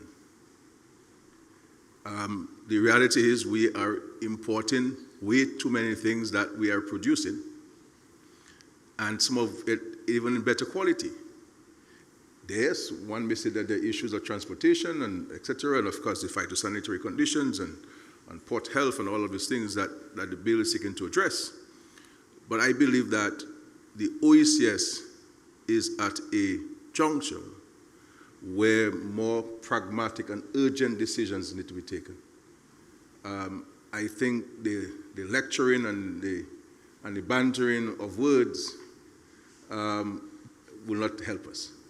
This is a time for action on our part, and I believe that we need to look within ourselves for our own survival. So I do not want anybody to think that I'm a pessimist. I am certainly, there's no bone of pessimism or shred of fiber within me that speaks to pessimism. I am just setting the reality as it is, but also saying where there are challenges, there are opportunities. And I think we need to focus more on our opportunities and to see how we can leverage those opportunities which we have control over to the greater good of our people. And so I believe it's where we and the WTO are concerned, that is to say the OECS, I think the OECS needs to have a serious conversation. And the reality is, I mean, with all of these international organizations, I mean, is there really a need for us to be members? I mean, the sheer cost of going to these conferences, plane tickets and hotel and per diem and so on. I mean, what's the resultant benefit to this thing? And so I believe that the OECS needs to have, and I think it has to be a collective action. It cannot be an individual action. It has to be a collective discussion and a collective action on this, and to determine what is our role in this. Because as far as I know, democracy dictates that the majority rules. If you go to the United Nations and the 190 plus countries vote on a matter, and then it goes to the Security Council, and one country can say no by veto power. 5 countries have that privilege. This can't be democracy as we know it. if we say the ayes have it, we can ask for a division and determine really whether the ayes truly have it in our democracy and in democracy of the world. And so all of these things, the WTO can't be looked at in isolation to the rest, because it is all part of the architecture. They're all interconnected. They all play a role and of the governance structure, the rule of law structure within the global community. And so, Madam Speaker, there's a lot that needs to be expressed, but the 2 minutes I have will not allow for much more to be said.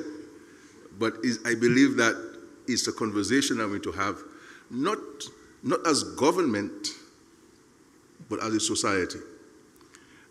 And I believe, Madam Speaker, an important component that is missing in all of those conversations is the private sector in a more organized and structured way. It should not only be when there's an interest, a specific interest, a voice is echoed.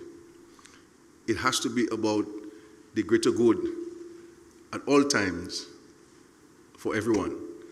And of course, there are many other institutions, whether it's academia, whether it's the trade unions, the civil society, that we have to understand that we are in that juncture in the world where we have to close ranks.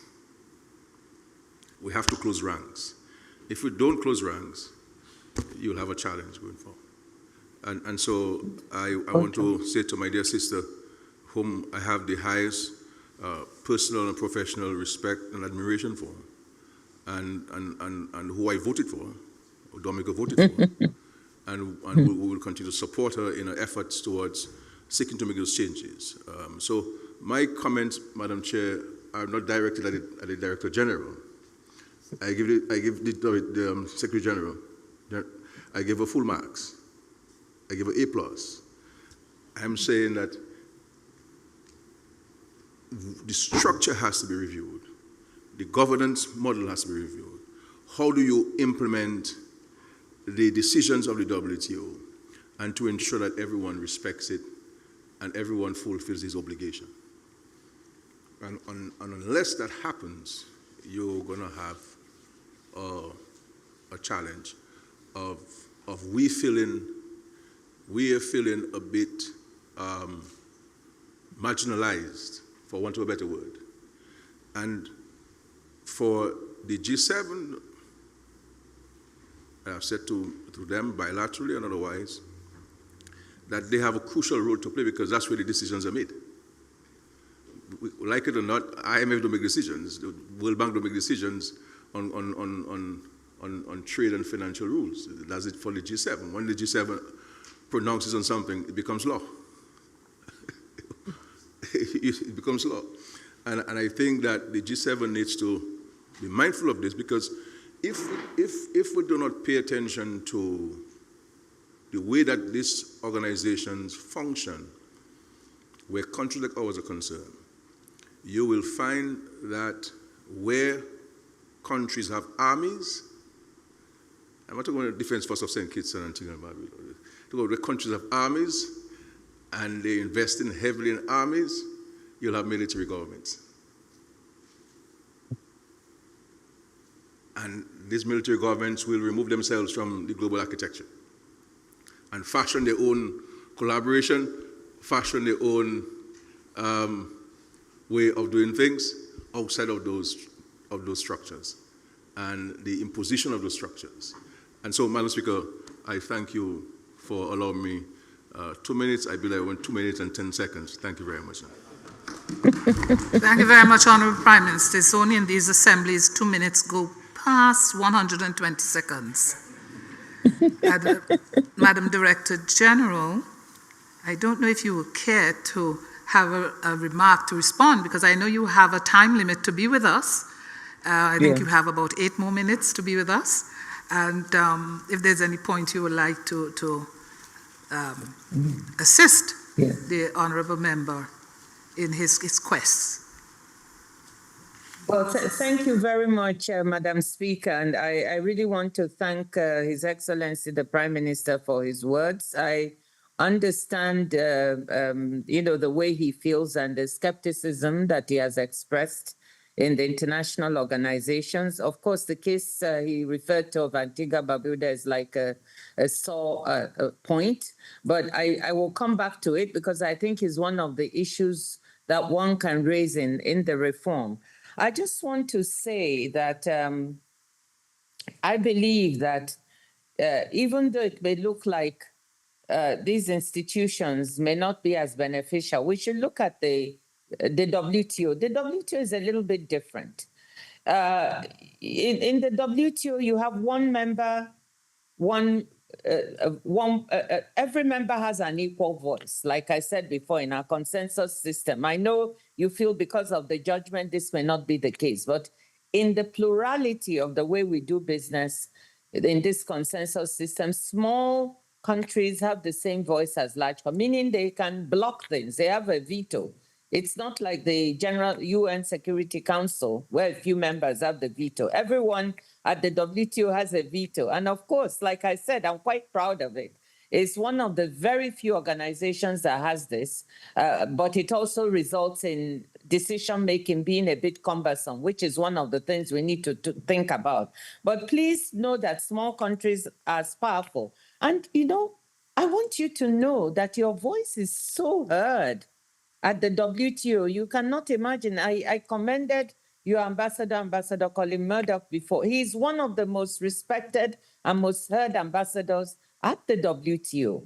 And he has made a really big difference and has lifted up the OECS countries and their image. And your deputy, his deputy that I mentioned before, is also the same. Both of them are very respected. They work really hard. And they've also made it that the OECS is respected in all the panels. Joel is sought after to chair all sorts of, pieces of work that we do here at the WTO. So please don't feel that you have no impact and that you're at the margin. You are not. You're very, very involved in many of the actions we take here, many of the deliberations. I also want to say that the structure of your economies means that OECS countries are largely services economies. And the good news is this is actually where the new growth in trade is taking place. Services trade is growing faster than goods trade. You heard me talk about the impact of the tariffs on goods trade, that the basic scenario is one of a contraction that we see. But services trade, we were projecting that it would grow at about 5% when goods trade was contracted. Now we're projecting at about slightly more than 4%. So this is the area where the growth is. But I also want to say that there is a part of services trade that is very important. It's growing the fastest. Digitally delivered services trade. All the trade done via computer networks and digital means is one of the fastest growing. It's worth $4.25 trillion now. And I believe that the island economies have a strong comparative advantage in this area. And be it as not only for financial services, consulting services, but also offshore business services of all types. I can go on and on, but you do have an advantage. In the creative area, there's so many aspects of digitally delivered services where I feel that you can provide and trade with other nations. You have the educated population to be able to do that. You can also provide a wonderful environment for others who want to deliver those services from your nations to come and be based. So I think that this is important. And this is one area where the WTO is looking at new rules. We are trying to establish the rules for digital trade, for e-commerce, because they don't exist. And we have about 90 members who are negotiating an e-commerce agreement that will try to lay down some basic rules for this area. So please do not feel that you cannot benefit even now. I believe that you can benefit in the future from what is happening, which plays to the strength of your economies. So I just wanted to mention that part and say, I hope you will not be so pessimistic.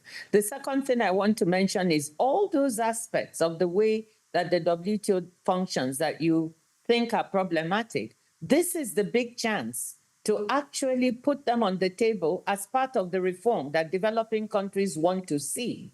So I hope that through your ambassador, in the consultations taking place here on what type of deep reforms do we need, you can put forward all those things that you feel frustrated about that are not happening well for you, be it the way the justice system, the dispute settlement system works, or any other reforms you feel do not work in favor of small island economies. This is the time to table them so that we can work on them and make the WTO a better place, more fit place to deliver for you in the future. So these are a few points I thought I would mention in response to what His Excellency said. And we really care about you and care about your being able to be an active participant and an active beneficiary in the system. Thank you very much, Madam Director General. Thank you for being with us. I now invite the Honourable Member from Antigua to make the closing remarks on this engagement with our distinguished guests. Thank you, Madam Speaker. Honourable members of this OECS Assembly,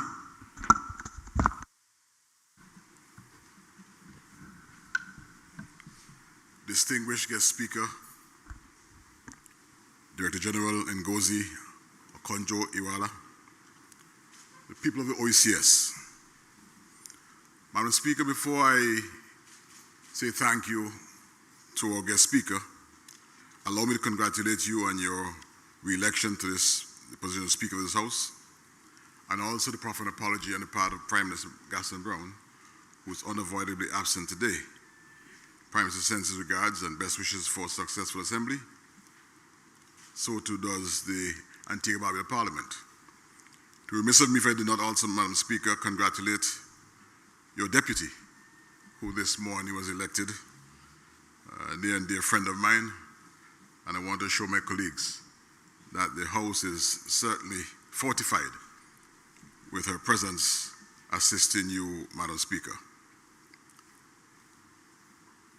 I do not think that we could have had a better speaker this morning. And so I want to thank Dr. Ngozi for agreeing to speak to us today. Could not be more apt or befitting the tumultuous times in which we live.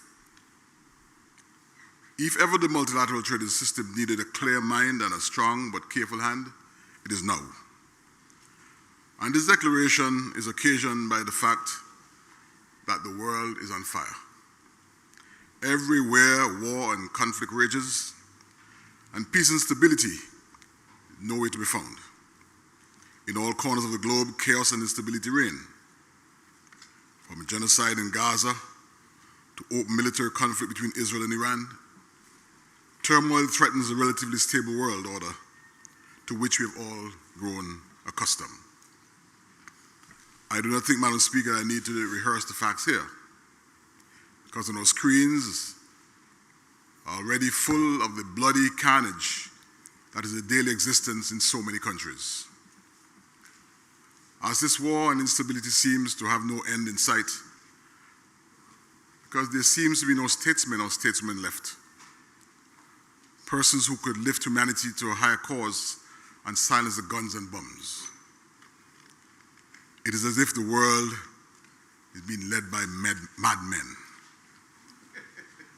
This recklessness and lack of rationality that we see in geopolitics also extends to the economic and trade sphere, where tariffs and counter-tariffs are being imposed almost on a daily basis. This tariff spree, as I would call it, has of course spilled over into the markets, wiping trillions off shareholder value. The clash of contending forces has brought us to an inflection point in the geopolitical and economic history of the world. We have little room to maneuver and even less time with which to do so. Our Caribbean, still a peaceful corner of the world, is in danger as the chaos creeps closer and closer to us. Our danger is not so much in the actual outbreak of war between countries of the Caribbean, but rather a slow suffocation of our economies and the attendant stagnation of our societies. The forces that are shaping today's world have no patience for small island developing states, and our vulnerabilities are not acknowledged, not to mention that our situation elicits no special consideration. Many of the major institutions that used to underpin the international order are now unequal to the challenges that confront them. They are in a state of decline and are collapsing before our very eyes. United Nations, the ICJ, the ICC, and so many others are now openly mocked by rogue states that grind international law and equity under their jackboots. The point I'm making here, Madam Speaker, is that no one is coming to our rescue. And therefore, we must rescue ourselves. Rescue ourselves from the hurricane of economic conflict that is now bearing down on us. How do we get on the radar so that at least we'll be seen and perhaps be able to avoid the worst effects of the economic and trade war? As SIDS, in addition to everything else, the climate crisis is at the core of our concerns. And yet the WTO, SIDS, we are not recognized as a special category of countries deserving flexibilities. Instead, we are bunched with other countries as small and vulnerable economies. And some of these very countries have populations in excess of 25 million. It almost makes a joke of our presence. The consensus that is built at the WTO often does not extend out far enough to take into consideration the peculiar situation of microstates such as ours. In large measure, the WTO has become a theater for the playing out of a conflict long in the making between great powers. We in the Caribbean and the OECS run the risk of being collateral damage in the economic and trade war that is waging everywhere alongside the shooting. But with all of its imperfections, the WTO is still our best hope for countries of the OECS to have a stable and secure system under which to conduct international trade. I will not delve into the Antigua case, has been repeated, and our esteemed guest herself would have alluded to it. We, of course, advocate for renewal. We advocate for a reconstruction of the WTO respectful of modern realities. Already 75% of world trade takes place on WTO rules, and we need to keep it this way. We need to modify and modernize our WTO rulebook. We do not advocate at this stage to throw it out. And at the heart of the rulebook lies the WTO dispute settlement system. Already, we have heard it's partially paralyzed. For Antigua and Barbuda, we see it has been fully paralyzed. The system cries out for reform, and we would render it fit for purpose in a modern world.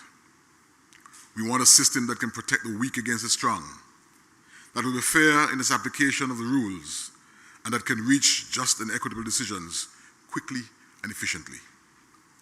If the WTO reform looks like this, count us in. We will support it.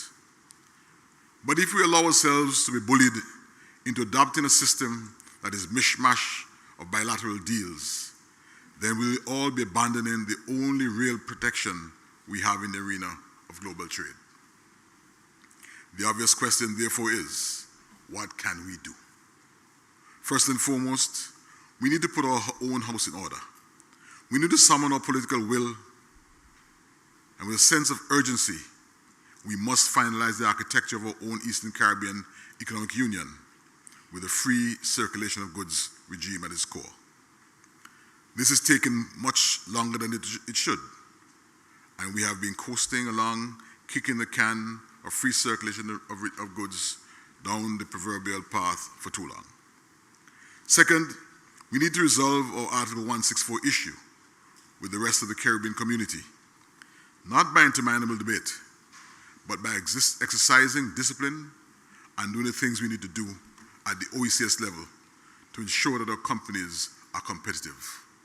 Last week's meeting of the Quartet is a clear example of what needs to be done at the level of OECS. We discussed 164, and there are disagreements among OECS countries. Our trade ministers need to meet more regularly and to see decisions through to the end. It is time that we begin to work smart and to trade smart as well. Third, we need to ramp up our economic and trade diplomacy. The results we need will not happen by wishful thinking or by osmosis.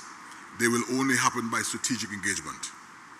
This policy will require resources and serious effort in rebuilding new economic and trade relationships with non-traditional partners and in working to rebuild and reform the multilateral trading system so that it can secure the interests of all of our member states. To this end, I welcome the news that our own OECS mission in Geneva, which represents us at the WTO, intends to strengthen its staff complement shortly.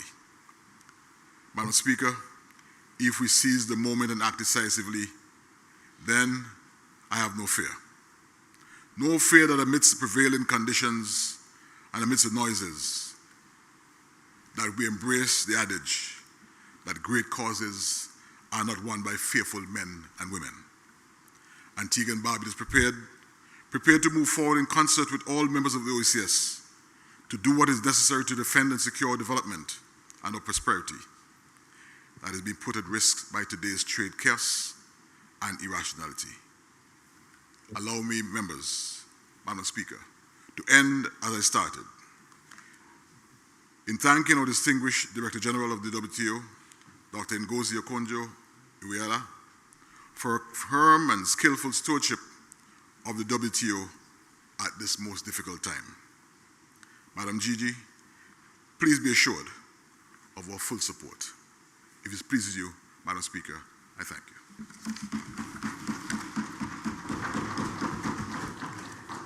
Thank you very much. At this time, I think that time is against us because of our legislative agenda today.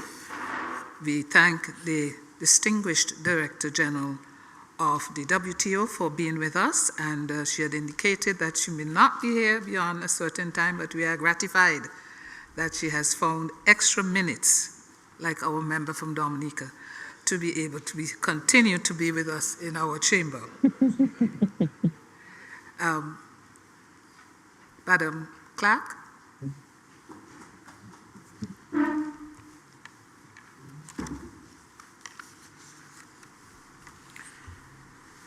Legislation, OECS free circulation of goods bills.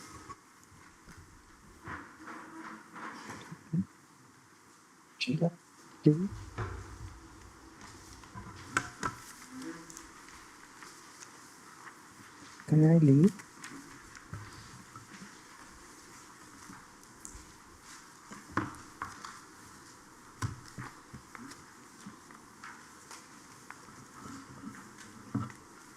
Honorable Member from St. Vincent and the Grenadines. Thank you, Madam Speaker, honorable members. I congratulate you first, Madam Speaker, as we all have done, and express tremendous pride that you have been re-elected and that for the first time you are presiding over the Assembly in your country of birth. So we're very happy to have you at this particular moment. I, Madam Speaker, have been asked to introduce legislation in my capacity as the current chair of the Economic Affairs Council.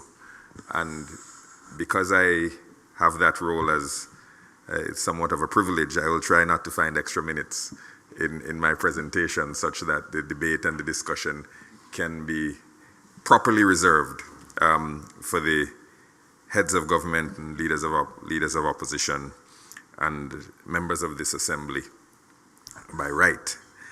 Madam Speaker, the legislation that we have today come in two sets that have particular importance to the evolution of the Assembly and the work that we try to accomplish and I'll have an opportunity to speak to that over the course of the presentation of these two bills. But I should begin with the formalities, Madam Speaker, and in accordance with Rule 56 of the Rules of Procedure of this Assembly, I would beg to move that the proposed bills related to the customs union and free circulation of goods be read a first time.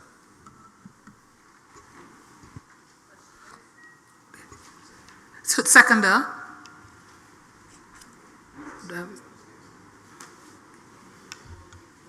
Seconded, Madam Speaker.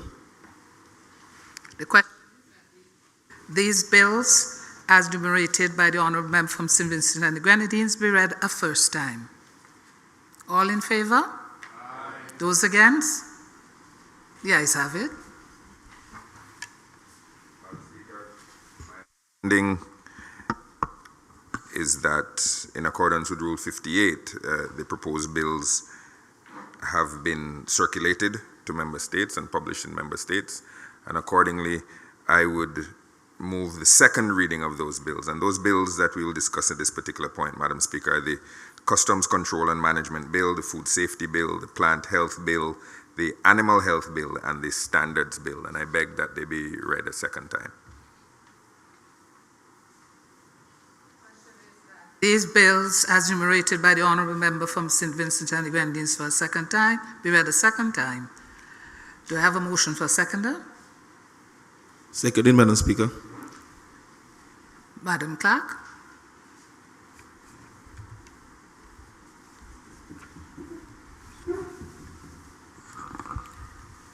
One, Animal Health Bill. A bill to control the movement of animals, animal products, and animal-related products into and within a member state in order to prevent the introduction and spread of notifiable animal diseases within a member state and other countries, to safeguard animal health, to provide for collaboration among government ministries and departments and regional and international organizations in the provision of veterinary public health, to establish standards for animal welfare and for other incidental matters. 2, plant protection, to prevent the introduction of and to control the spread of plant pests, to protect plant resources, to facilitate trade in plants, plant products, and other regulated articles, and to regulate other matters connected thereto. Number 3, food safety, a bill to provide for food safety and food quality in a member state, to protect consumer health, to promote trade in food that is safe, and to provide for related matters. Number 4, standards bill, a bill to provide for the preparation, promotion, and implementation of standards and standard-related activities in relation to goods, services, processes, and practices by the operation of a Bureau of Standards, to define the powers and functions of the Bureau of Standards, to provide for the repeal of the National Bureau of Standards legislation, to provide for transitional provisions and for incidental matters. Number 5, the Customs Control and Management Bill, a bill respecting the law relating to customs, to provide for the repeal of the existing Customs Control and Management Act, and to provide for related and consequential matters. Honourable Member, St. Vincent Grenadines. Thank you very much, Madam Speaker. I've been advised by the Honourable Prime Minister of St. Vincent and the Grenadines that not only should I not add minutes, but I should try to reverse time to get these things done as quickly as possible. Madam Speaker, we began this meeting and the theme, the sometimes explicit and sometimes less so, that has run through the conversation so far is a discussion of vulnerability and small size. And when the discussion that the Honourable Prime Minister of St. Vincent and the Grenadines referred to, that gave birth to the Treaty of Bastere, took place in 1981, 44 years ago, there were many reasons that impelled our union. There were issues of culture, of history, emotion that brought us together. And over time, we added to culture and history and emotion the logic of integration. And that logic came to the fore, particularly in the revised Treaty of Bastere 15 years ago. And if, as is posited by the Honorable Prime Minister of St. Lucia, one of our primary vulnerabilities is small size, the solution is to get bigger. If small size makes us vulnerable, large size makes us less vulnerable. And the way to get bigger is to become more tightly integrated and to join together in multiple ways to ensure that we are larger in size, in area, in population, and louder in voice to address some of the issues that were raised by the Honorable Prime Minister of Dominica. I remind the Honorable Prime Minister of Dominica that the Doha Development Round began in 2001, and that was the WTO round that was supposed to cut a better deal for developing countries, and that is still under negotiation 24 years later. The revised Treaty of Bastere, therefore, contains within it the ingredients for a tighter and closer integration and a tighter and closer linkage between our peoples, both in the movement of people, which we will discuss next, and in the movement of goods and the way in which goods circulate within our body and come into our body. And it is therefore a great honor to introduce to this assembly the suite of legislative instruments critical to the advancement of this very potentially transformative integration initiative, which is the customs union and the free circulation of goods under this revised Treaty of Bastere. And if we looked in the treaty, we'd see that in Article 10 of the treaty, it outlines very closely the need for the 5 bills that we'll be discussing today: the Customs Control and Management Bill, the Food Safety Bill, the Plant Safety Bill, the Animal Health Bill, and the Standards Bill. Together, they comprise the legislative foundation for the operationalization of the customs union and the seamless movement of goods within the economic union area. The initiative directly supports our objective under Article 4C of the revised Treaty of Bastere to establish the economic union as a single economic and financial space. And so, in brief, Madam Speaker, I'll run through them so that we give honorable members an opportunity to discuss them and debate them more fully. The OECS Customs Control and Management Bill is the principal enactment that underpins the customs dimension of the free circulation regime. It is intended to repeal and replace existing national customs laws and create a harmonized framework across all the protocol member states of the OECS. Important to recall and to acknowledge, Madam Speaker, that it enshrines the concept of a shared external border and a porous internal border, meaning that once goods lawfully enter the economic union through any protocol member state, they can then circulate freely throughout the union without reapplication of border taxes. So once it comes into the OECS, whether it's through Dominica or through St. Vincent and the Grenadines or through Antigua and Barbuda, and it pays its taxes to enter the economic union, it then moves with relative freedom within and among the countries, the protocol member countries. The bill defines and distinguishes between and among 3 categories of goods: economic union area goods, those are goods of OECS origin; community origin goods, those are goods that come from CARICOM; and third country goods released for free circulation. And this act brings into effect Article 10 of the Protocol of the Eastern Caribbean Economic Union, removing the fiscal and procedural barriers to intra-OECS trade. And for our citizens and our businesses, that would mean reduced transaction costs, greater supply chain flexibility, and enhanced trade facilitation. And so it's very easy for us to understand how a business operating in multiple jurisdictions could bring all of its stock, for example, in through one importation and make savings based on the fact that it's bringing it in through this one importation, and then circulate it between and among the member states of the OECS. And for customs departments, it means a modernized and harmonized legal framework that clarifies enforcement powers and interagency cooperation between and among the customs departments.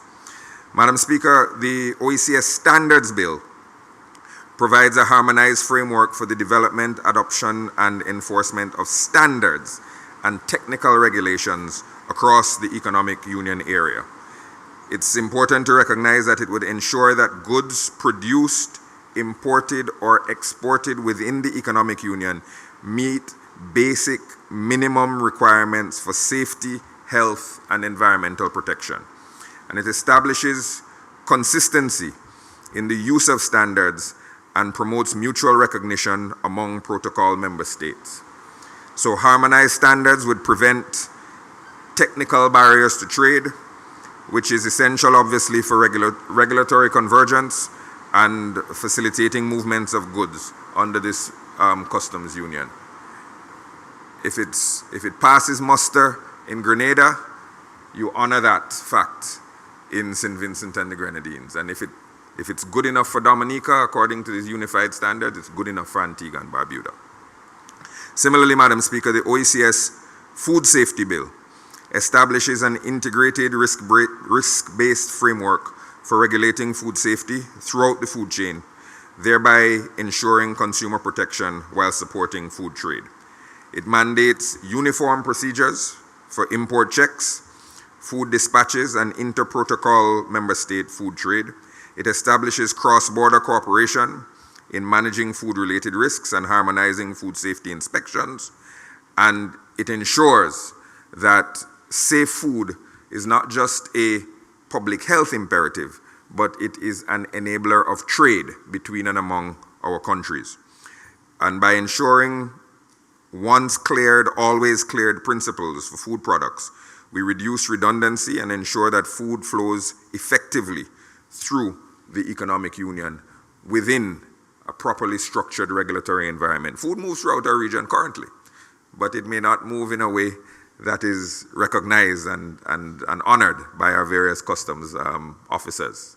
Things go up and down on boats now in ways that could be better regulated. And this bill is very important in that regard. Similarly, Madam Speaker, the OECS Plant Health Bill provides a unified phytosanitary framework for preventing the introduction and spread of plant pests and diseases within and throughout the Economic Union area. This bill, the Plant Health Bill, mandates a common regime of phytosanitary inspections at the first port of entry and allows for freer movement thereafter. It enhances cooperation among national plant protection organizations and empowers risk-based management of the plant trade. Uniformity in plant health measures avoids duplication and inconsistencies that can deny or delay trade. And this legislation is indispensable for ensuring that plants and plant products in free circulation pose little or no risk to agricultural productivity or the environment across the economic union. And if you follow that logic for plants, the next bill is for animals, which is the OECS Animal Health Bill, which protects animal health to manage the safe movement of animals and related products across the economic union area. It establishes a harmonized disease control protocol and common principles for animal movement, building a shared veterinary public health space, and it enables mutual recognition of border checks and certifications conducted by competent authorities in protocol member states.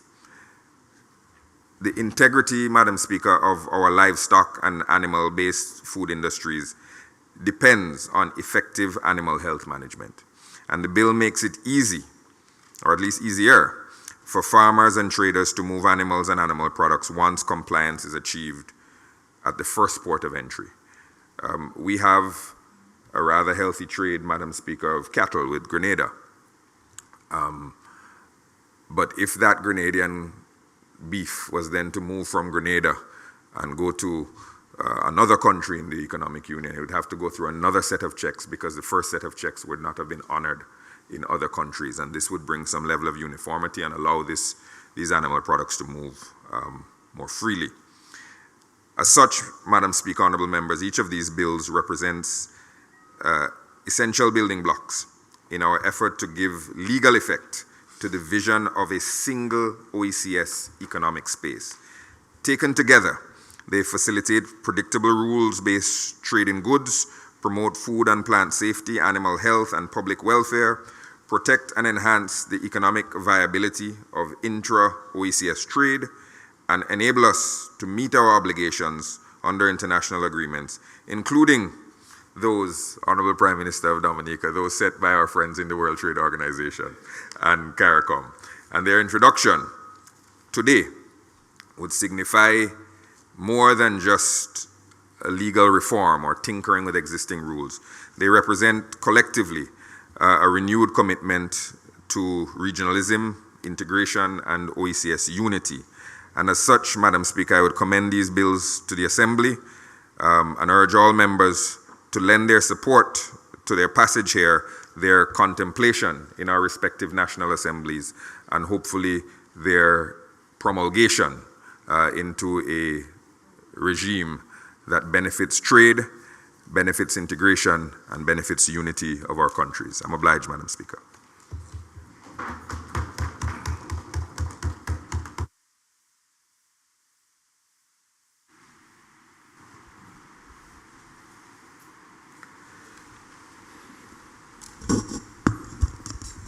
Madam Speaker, with your leave, I rise to make my short contribution. It will not be 1 minute and 10 seconds or 2 minutes and 10 seconds, but I assure you it will be less than that. Let me, of course, congratulate you, Madam Speaker, and the Deputy Speaker for your election to this most auspicious House this morning, where we seek to discuss and to debate matters of regional importance, not just in terms of member states, but I think regionally, this type of thrust allows us to have a greater impact beyond our region even. And so I want to say it's a pleasure for me to be here in St. Vincent and the Grenadines. I'm a half citizen of St. Vincent and the Grenadines, as the Honorable Prime Minister would say. And so, of course, I'm happy to be here. But when looking at these 5 bills, and I look at them at a suite of bills because I think they have the same thrust.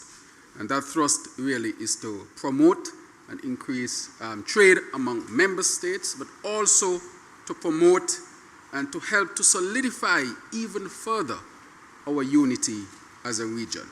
And in that spirit, I would speak to the suite of bills that are before us today. The revised Treaty of Bastere, as you know, was in 1981.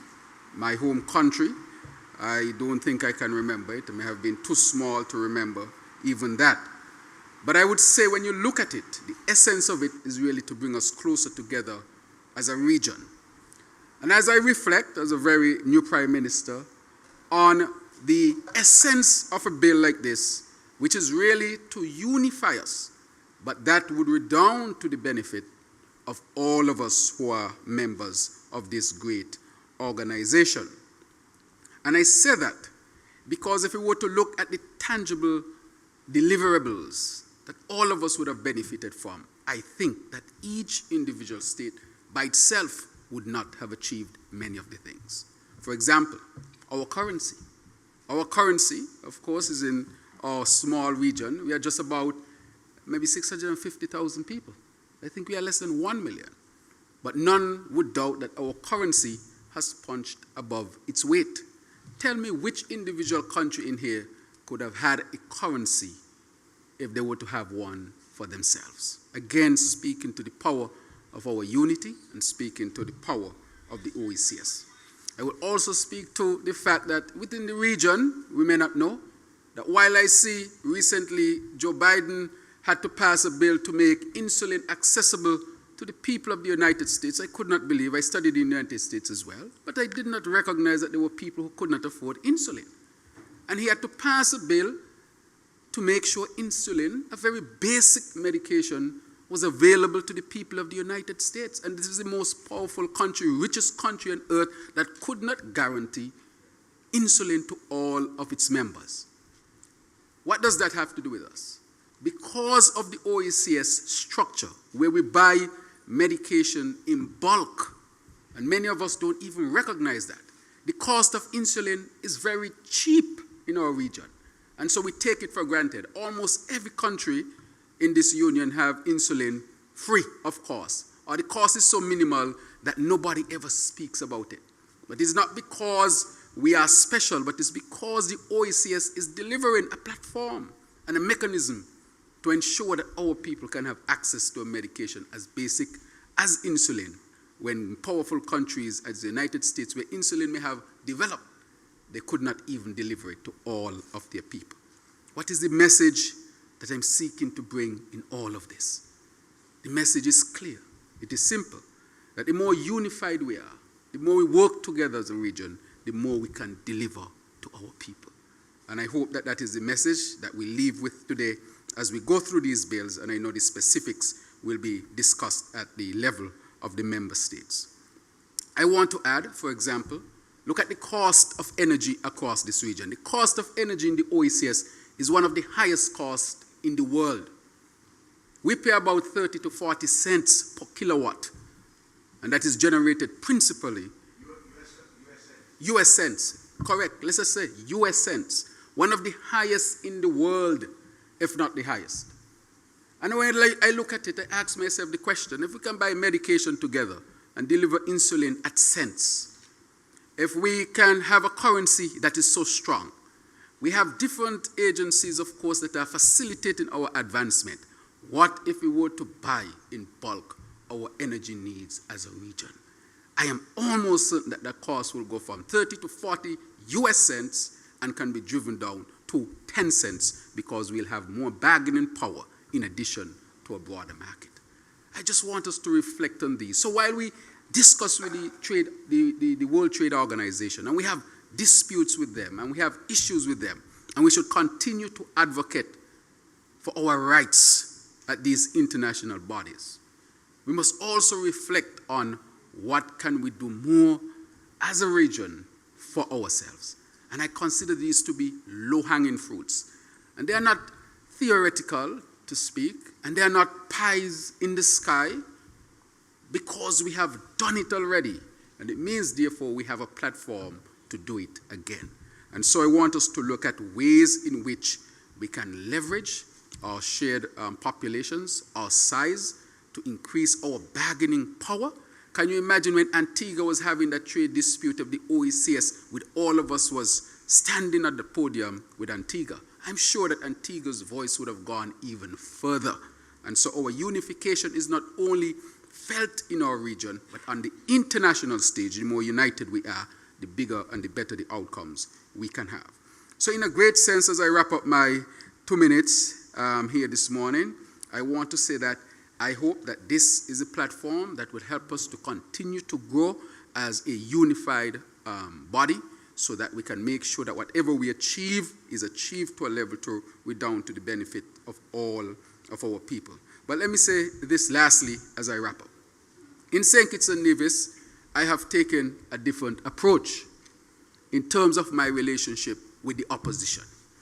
On the second day that I was elected as Prime Minister, I called the leader of the opposition. And I said to him, we're going to disagree on a lot of things, because that's what oppositions do. They're supposed to complain about a lot of things. That has its role.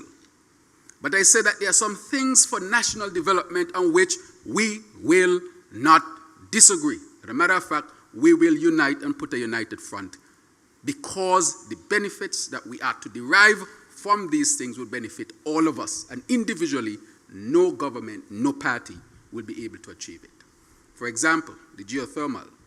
Nevis has a rich deposit of the geothermal, one of the largest in the Caribbean and most accessible. It is very accessible based on all of the studies. 5Cs has determined that Nevis has the most accessible geothermal in the whole region.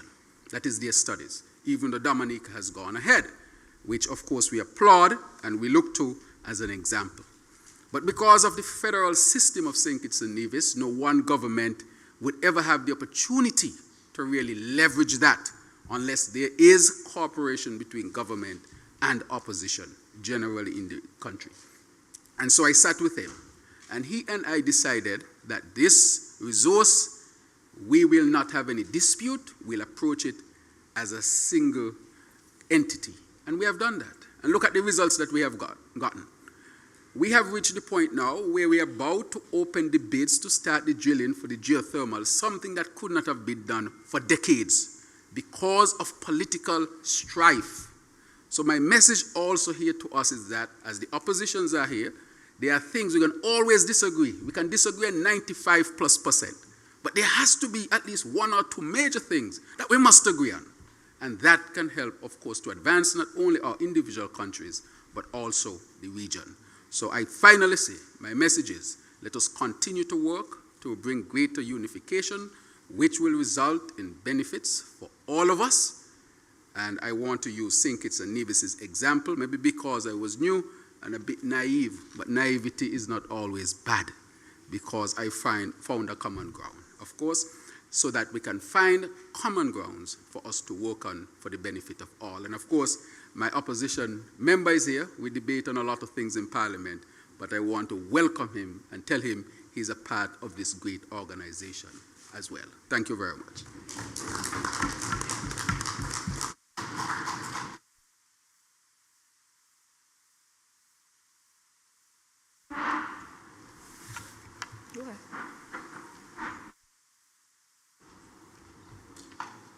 Madam Speaker, I thank my fellow citizen for his contribution to the debate. I think it's time that we out a cabinet policy of this government, Madam Speaker, that through exercise of soft power, we hope to control in one way or another each state house across the OECS. And so we have other Vincentian citizens around the table as well. I'm looking at the BVI at the moment. And in furtherance of a successful policy in that regard. Honorable Member Simisi Grenadine, St. Lucia is asking for 2 minutes of this assembly, if you would so oblige. Honorable from St. Lucia? So you're Vincentian. Okay. The honorable member is most gracious. He's a Vincentian. Honorable Member of Simisi Grenadine, you may go ahead. He has forfeited this occasion. Thank you, Madam Speaker. I'll be very, very brief in just saying, in accordance with Article 10 of the treaty, the revised treaty, which says that we must consider and report such legislation to the authority, I would beg to move that the 5 bills we discussed preliminarily here today and considered, the Customs Control and Management Bill, the Food Safety Bill, the Plant Health Bill, the Animal Health Bill, and the Standards Bill be reported to the OECS authority in accordance with Article 10 of our Foundation Treaty. Honorable members, the question is that these 5 bills on this order paper of today's sitting be referred to the authority for further consideration in accordance with the provisions in the articles of the treaty. All in favor say? Aye. Those against? Maybe one proviso in respect to, sorry. Yes, sir. Yeah, there are some proposed amendments. So I would suggest that we find language, because of the time constraint, to include that member states would submit those amendments to the Commission. Right? So. Honourable Member, you may so state. Yes, Madam Speaker. My understanding of the treaty is that this act does not bind any member government, and that the proposed amendments can be included at that stage. Yeah, I know. But that's to references.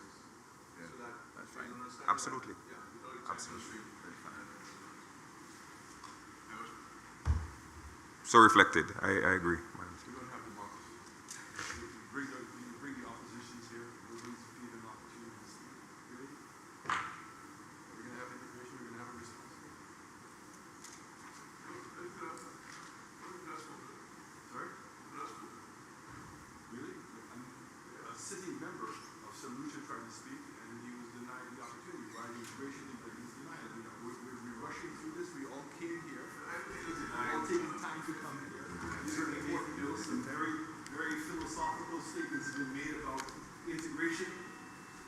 Honourable Member, the Honourable Member from St. Lucia was requested to speak, and I think he said, was it yourself or the other gentleman?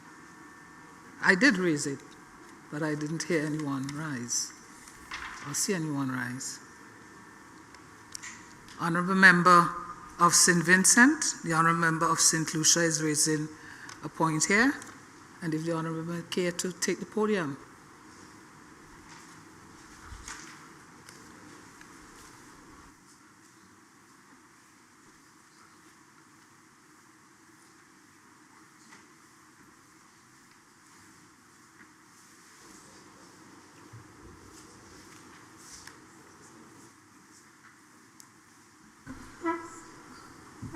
Thank you very much, Madam Speaker, and let me also share my voice in congratulating you on your appointment. I said what I said because we've listened to several heads speak philosophically about this organization that we have called the OECS. And we speak for the need for deeper integration because of what is taking place outside of our region and outside of our control. And I listened to the representative head from Antigua and Barbuda.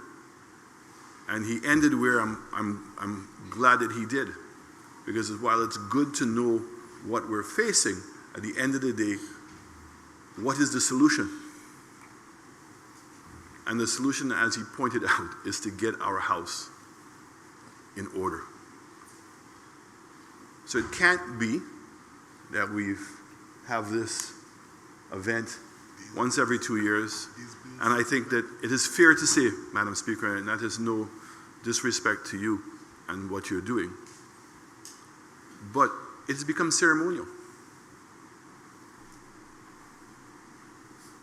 And I would like to think, with what is taking place in the world today, that we would have understood a need for change. I listened specifically to my colleague from Antigua, from St. Kitts and Nevis, and speak about the need for opposition and government to be of one.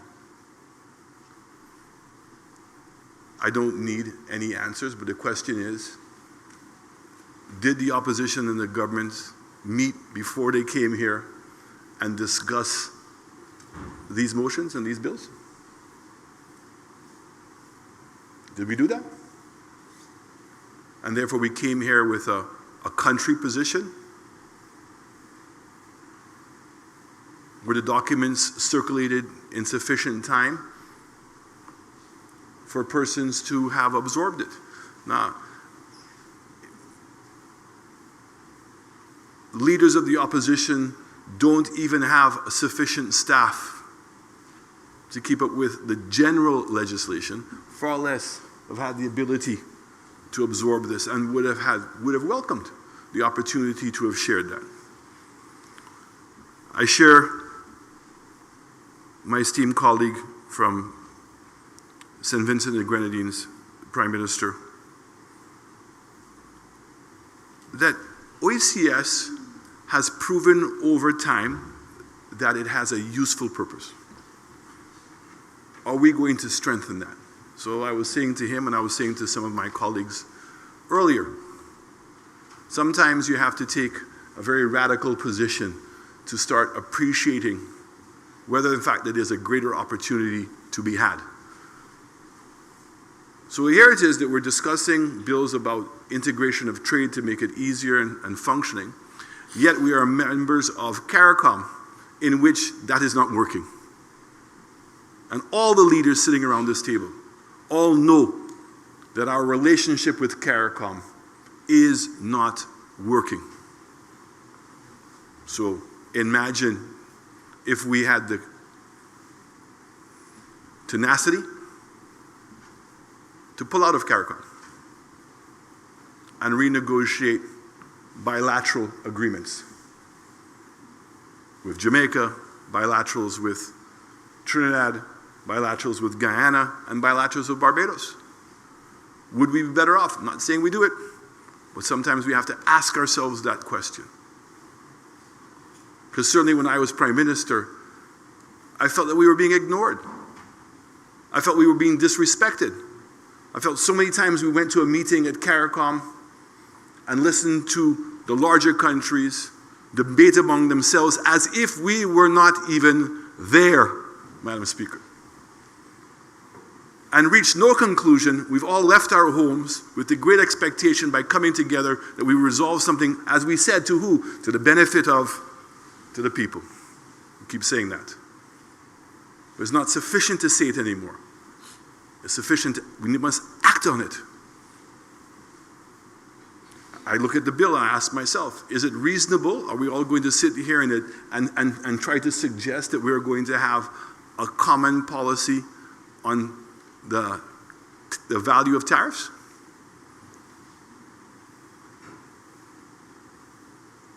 Really? We all are different stages of development? And worse yet, when we hear, in my mind, we were talking about common internal tariffs, common VAT rate. Are we ready for that? And while the Bastere Treaty speaks about deeper integration, but it also maintains our own independence and that recognizes that we are at different stages of development. Here we are today. I'm going to bring up a vexing issue. CIP. We have a great opportunity to prove that all the things we're saying is correct. Our CIP program is being challenged. How is it that we don't understand and appreciate maybe exactly what was being said by my colleague from St. Kitts? That by coming together, that we're going to be more united. We signed an MOA, but the MOA is not sufficient. Why can't we have one CIP unit? Why can't the money go to the OECS? Why can't we use some of the CIP monies that we're collecting to strengthen the integration of the OECS? Because this proposal doesn't go far enough, Madam Speaker. It doesn't. If we're going to have a common border, it means that we must be able to protect that border. How many of our countries have reached that position? How many of us have established and strengthened our border control to that extent? And I agree with the integration of a singular border control. But that border control comes in enforcement. Illegal arms that are coming into our region. Illegal drugs that are coming into our region. But not necessarily the integration that we're going to have the same tariffs.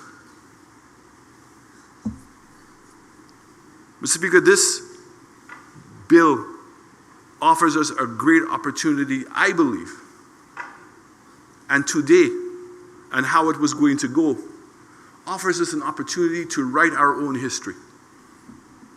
Are we prepared to allow this form to become more integrated? I'm not saying to cause for legislation to be passed here that's going to be enforced, but certainly for dialogue, and exactly what the minister from Dominica was talking about, amendments. I think that we have to. We owe it to ourselves, we owe it to the citizens of this country to get past this being ceremonial. And also, we must get past the point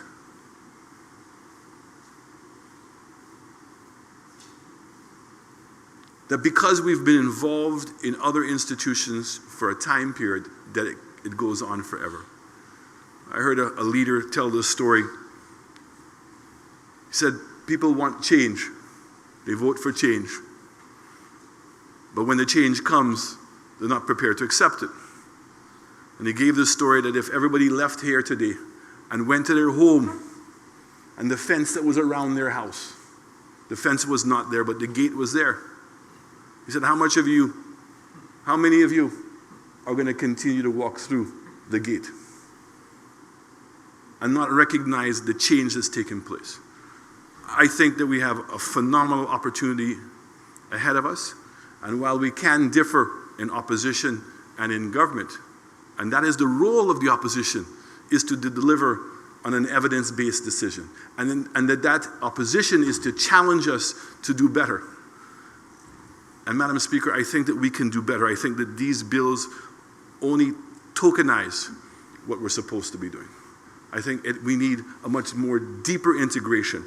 The OECS has proven without a doubt that we're on the right track.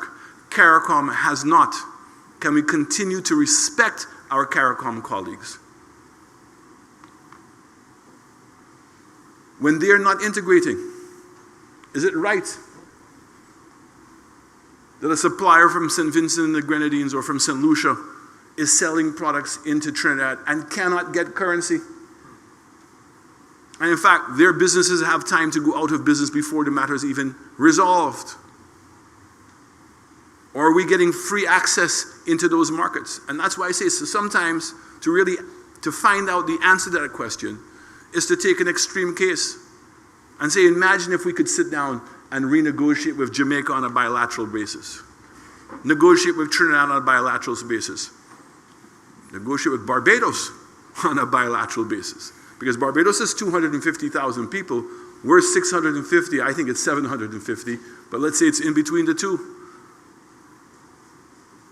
So is there a better opportunity for us? Because OECS has done the heavy lifting. And I think we need to reward ourselves and continue our movement of integration. So I end by saying, Madam Speaker,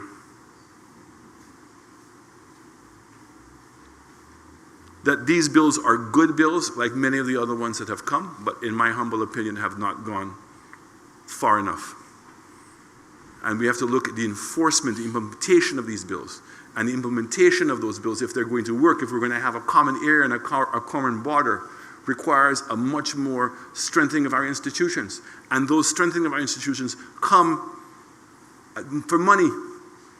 And right now, I believe there is a win-win situation to be had, Madam Speaker, if we were to integrate our CIP programs by ourselves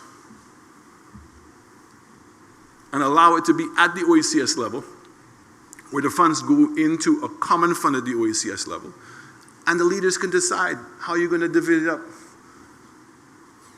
But I can assure you that if we don't do that, and we find ourselves wanting to complain about what people are doing to us, we're going to lose. And in us losing this game, of losing a great resource of our CIP program, is to all our detriments. I know that my colleague from St. Vincent has a different opinion, but I keep saying to him, St. Lucia got into the CIP program because we realized that everybody who was becoming a citizen in the other countries was benefiting from the Bastere Treaty. So over 200,000 new citizens have come in and have access to all of our markets. And the more we integrate, the more that they have access to. So the fact is, when St. Kitts started this program, we were all involved. And if we're all involved because what people are benefiting from is a common market here, but most of our passports have the same value in the international market. But I genuinely believe that we need to take our region more seriously, hold it up as a great example and be proud of what we've been able to achieve so far, and press on even harder to integrate this region in order that we can negotiate better terms for the businesses and the citizens of our country. I thank you, Madam Speaker. Thank you very much, member from St. Lucia. Is there another member? Please stand so it's easier for us to recognize you. Thank you.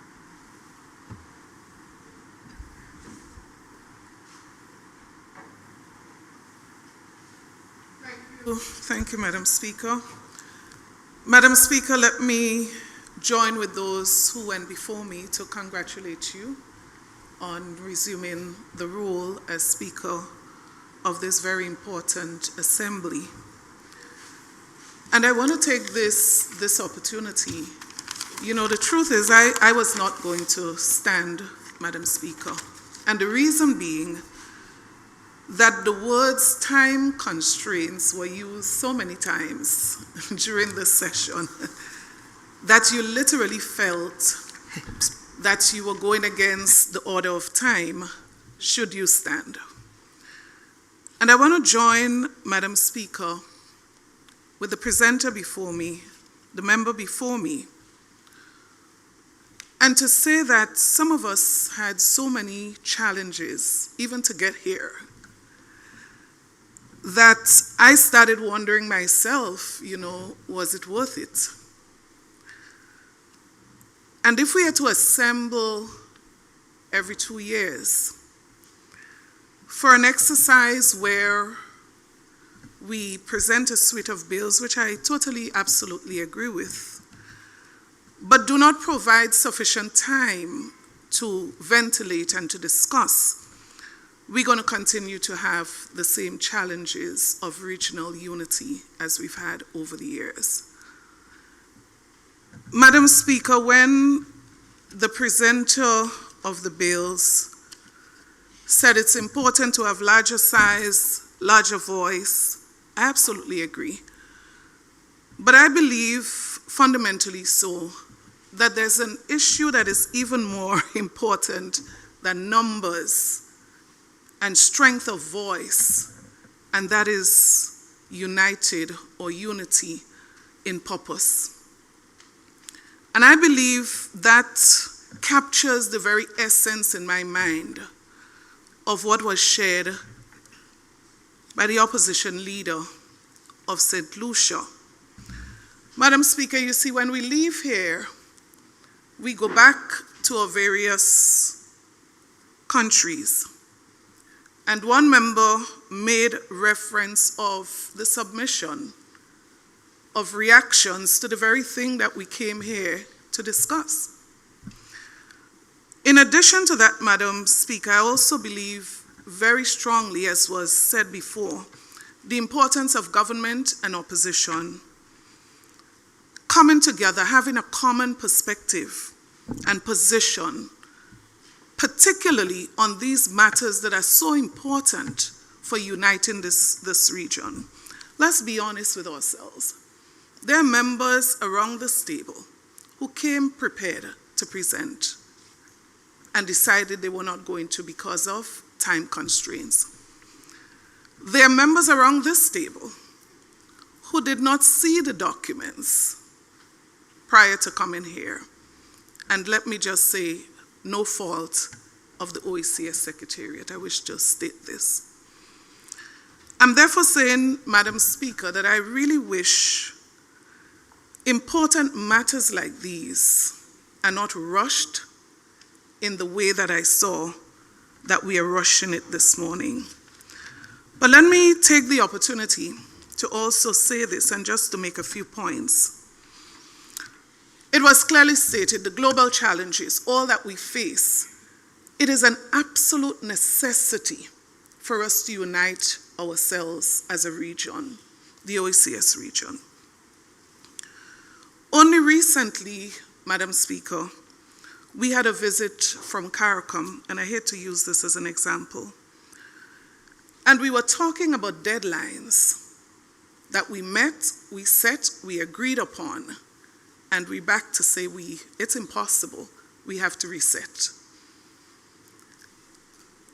I'm also saying in the same breath that at the local level, there is absolutely no discussion between government and opposition on these important issues that are so critical for our very survival in this region. And so I'm hoping, Madam Speaker, that coming out of this, we are going to agree that we are going to unite our efforts, government and opposition, to ensure that whatever it is that we agree upon, that we put all of our efforts and energies to ensure that it happens. The global situation is not going to get better. And so it means that if we don't find what is common, that we can unite ourselves around, as a region, we are going to pay the price even more than we are paying now. And so when we look at what is presented, of course, they are going to be circulated at the local level. But I would want to advocate this afternoon, is it? That we ensure and we commit ourselves to consultation and engagement at the local level before going into our various parliaments. But also that government and opposition would sit on some of those critical bills that are presented even before it goes to the public for consultation. You see, we can fool ourselves into thinking that some of these issues can become partisan issues. And I want to beg and plead this morning that those things that are so critical for the survival of this region, that we seek to get buy-in through unity at the local level.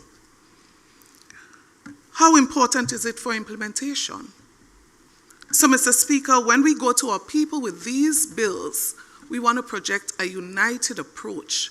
But of course, to unite our efforts, we must be talking. We must be engaging.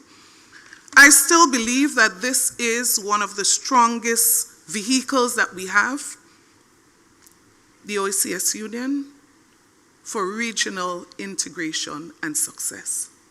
Whether it's economically or otherwise, I believe what we have is an excellent vehicle. And so we have to use it. Can it work? Yes. But I believe there are some fundamental things that we must pay attention to. For us as an opposition in Grenada, we stand ready and committed. There's reference to the establishment of a working group. Let me say here, we endorse this. We are prepared to support it. We are prepared to have representation through whatever form that is possible. But, Madam Speaker, establishing working groups and committees should not be a stop point. We must have a serious mechanism for monitoring, for evaluating, for assessing, for providing of support and feedback. And again, I want to make the point that we stand ready to work with all and sundry, whether it's at the local level, at OECS level, to ensure that all of those things that we consider to be so critical, so important, that we are prepared to put the work in, the support in, but there must be sufficient opportunity for dialogue and consultation and equal engagement of opposition and government in the process. Thank you.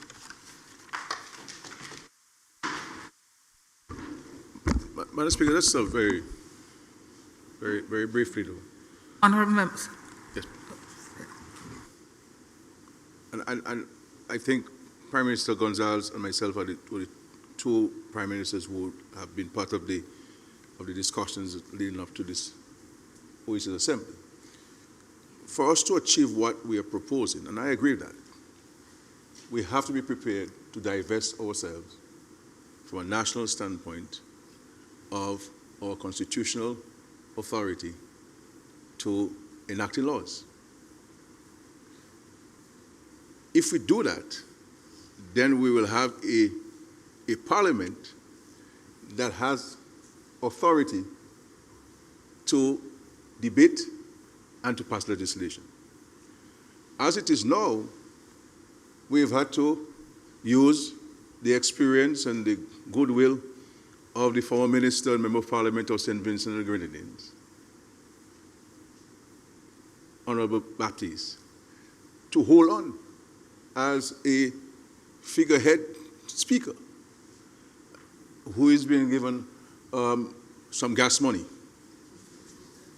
or or top up on a phone, or maybe 1,000 EC dollars. And I'm not sure whether my friend from Antigua and Barbuda will get anything if the speaker only gets 1,000. So we have to, so that once we delegate that or divest ourselves of that authority, then we have the opportunity for us to have more, better structures in place and informing and so forth. So the documents will get to us late because the OECS Commission has to try to do it, and then they have to go through this and through that and so on. So we take note of this. But for us to achieve what we're proposing, we have to be prepared. I know many of you are going into elections soon. Would you be prepared to put that in your manifestos, to say that you're prepared to divest your constitutional authority to the OECS Assembly to allow for you to pass legislation? Because you will require an amendment to the Constitution. And amendments to the Constitution, whether it's good or bad, never gets to the threshold by way of a referendum.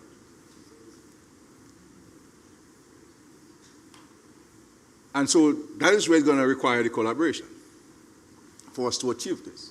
I can say that without any shred of contradiction, even during the consultation, I was firmly in support of divesting some of our national, quote-unquote, sovereignty to the center to allow this thing to happen. So we have to, if we're going to be able to deal with those issues, we have to be prepared to move towards political union, or some of it. But the reality is, let's be honest with ourselves, every one of us around this room in the OECS believe that we are prime ministers or premiers of a continent, individual continents, and that we want to hold tightly to that which we have inherited or managed on behalf of the crown, or in our state, in our case, a state. And we do not want to divest of these things. So we have to be prepared to move to the route of political union, which should now usher in a divestment of some of our constitutional authorities. I agree because, I don't believe in, Madam Speaker, in common debates and talk about things just for talking's sake. We have to act. When members of parliament meet, it is not a tea party we have. We come here to discuss serious matters affecting the lives of our citizens. And at the end of the day, a decision is taken. And so for that to get to that point, we have to do what we have to, the precursors to this thing, the prerequisites we have to put in place. So I believe that we need to have, maybe we should have the assembly, because we identify Antigua as the host nation for the assembly, but it has no teeth, it has no constitutional bite. And this is why we have to now pass it to the OECS authority, with the hope that the OECS authority will employ its members to take it to the national assemblies to pass. And the same challenge you have, Honorable Shastine, with regards to CARICOM. If you look at the number of decisions that we've taken at the CARICOM level, we now have to go to the national level to implement them, to give the legal authority or the policy authority to those things. And sometimes they languish at the national level. And part of it has to do with our capacity or the limitations of our capacity. You have one person in the ministry dealing for 25 things in one day, and that person gets lost in the system and so forth. But I think we have to move to divest some of our national authorities to the center if we are to seriously achieve some of the objectives that we have spoken about, and to have this authority there, this assembly really having the mandate that we envisage. Outside of that, as I said, and we'll agree that this is just we getting together and we talk and we go, and that's it. So I would suggest, colleagues, that we set a time when we can discuss this matter and decide whether we have gotten to the state of maturity to do that which we say we would like to do. or need. And I can say, and this is the opposition gentleman here, I can say that I'm speaking on his behalf as well. You see, that's right. So, in Dominica's case, there's no division. We are prepared to move on this. And in any case, we have more than 2/3 majority in the parliament. So, and so the constitution allows for that a period of 30 days to go in the public domain and come back and vote on this matter. So it may be easier for me to do that and so on. I think maybe St. Lucia, you close to that? Same thing? Or is same thing with me there? 2? Okay. But I agree if we need to have that discussion. I think we fully know ourselves as the small islands, that we can do it alone and we have all what we require to get these things done. We're going to have it tight. But again, I have not had the privilege of being in opposition. And I don't think I will have that privilege at all. So we also have to, as oppositions, recognize that sometimes some of our actions and utterances can cause more harm than good in terms of creating this national spirit of togetherness. Because too many times I believe that we put the well-being of the country second to our aspirations to get into government. And when we do that, if we do get into government, then we recognize that we are facing the same challenges. And maybe these challenges are even compounded. And the question is, what do we do? And what do we say? Because those who take actions against us, don't never fool ourselves, are not taking actions because of who is there now. This is action against a country. And I've seen it, where you're in opposition, you criticize something, basically you come in and you do the same thing. There's an imposition on you in opposition as a country, you come in and you spend 5 years and that imposition remains. So let us not kid ourselves in this Caribbean that this is about Gonzales or Skerrit or this one or that one. That's not about this. When we retire from these positions, the same challenges will persist. The same threats will persist. It may come in different forms and shapes, but they'll be there. And the question is, what are we going to do and say if the Lord blesses us through the people to be the leaders of our respective countries? And so I am happy to hear the statements today. My hope is that it can permeate at a national level, on a regional level, on these issues. So this is what it is.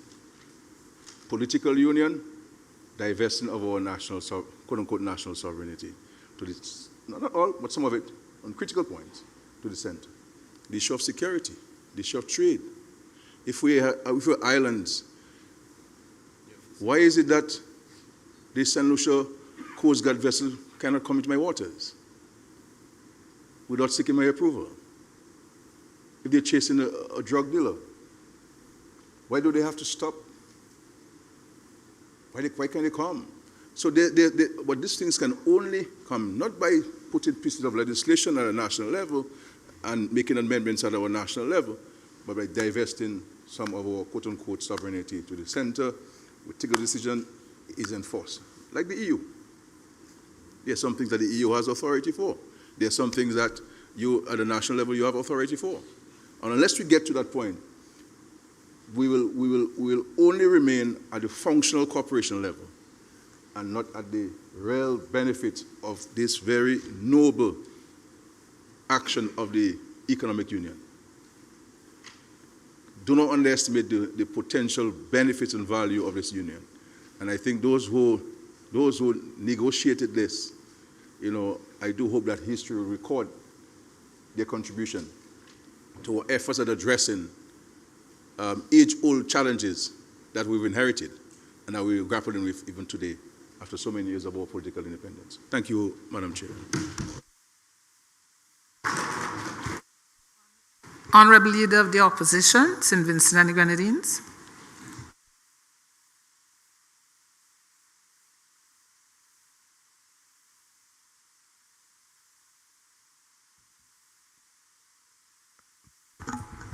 Thank you. Thank you, Madam Speaker, Madam Deputy Speaker. I want to congratulate you again on your re-election and your commitment to serve, given the conditions under which you do, as the Speaker of this Assembly. Madam Speaker, I believe I've attended all of the meetings of this Assembly since it first met. Haven't had the pleasure, like my honorable friend, to do it from the level of government, but hopefully soon.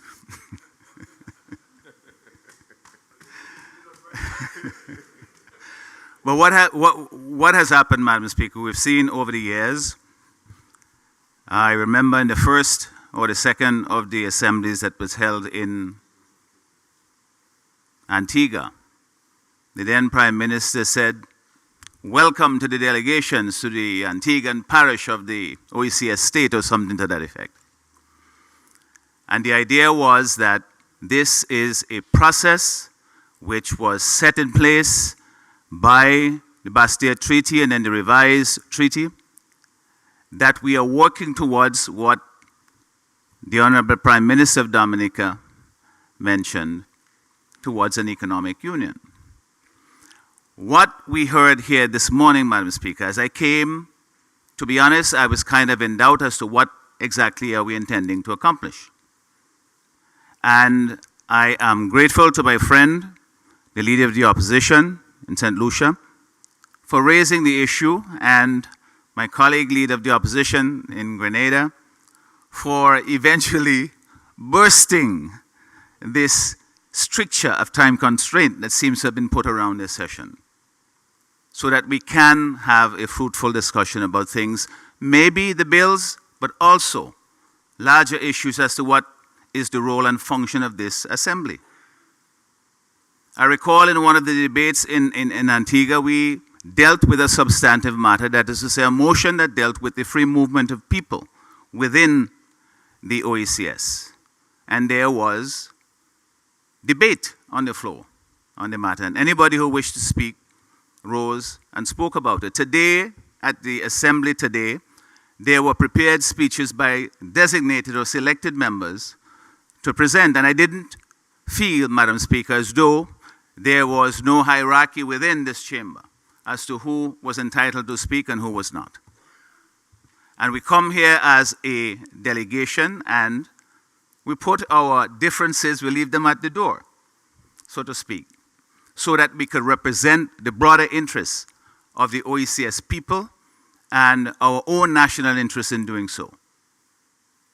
And so, the Honorable Prime Minister, Dominica, spoke of essentially the ideal of a unitary political union within the OECS.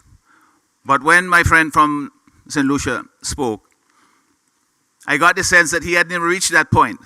What he was saying is, we have a meeting here today, what are we going to do with the time that we're supposed to spend here? We have bills to be considered.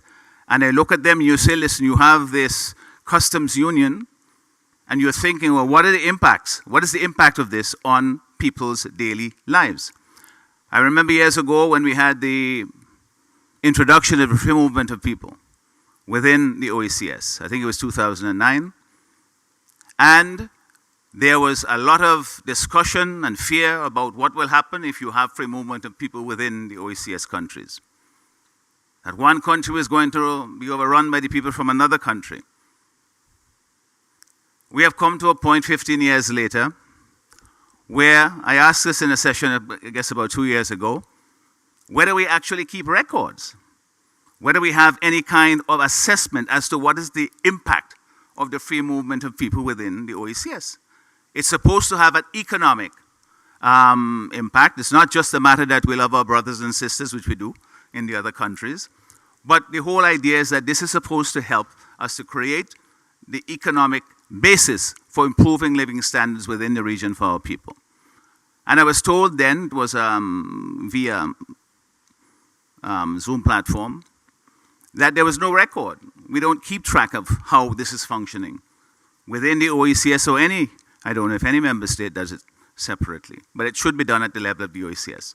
But beside that, we have now these very important pieces of legislation which will then come to the individual assemblies to be discussed, and we in St. Vincent will discuss them from our perspective. We have a tendency in our parliament to say, if this is a regional, whether it's CARICOM or OECS initiative, we tend to give deference to it because this is done at a level of treaty, which is done between states. But we also do look at the implications of these legislation for our people.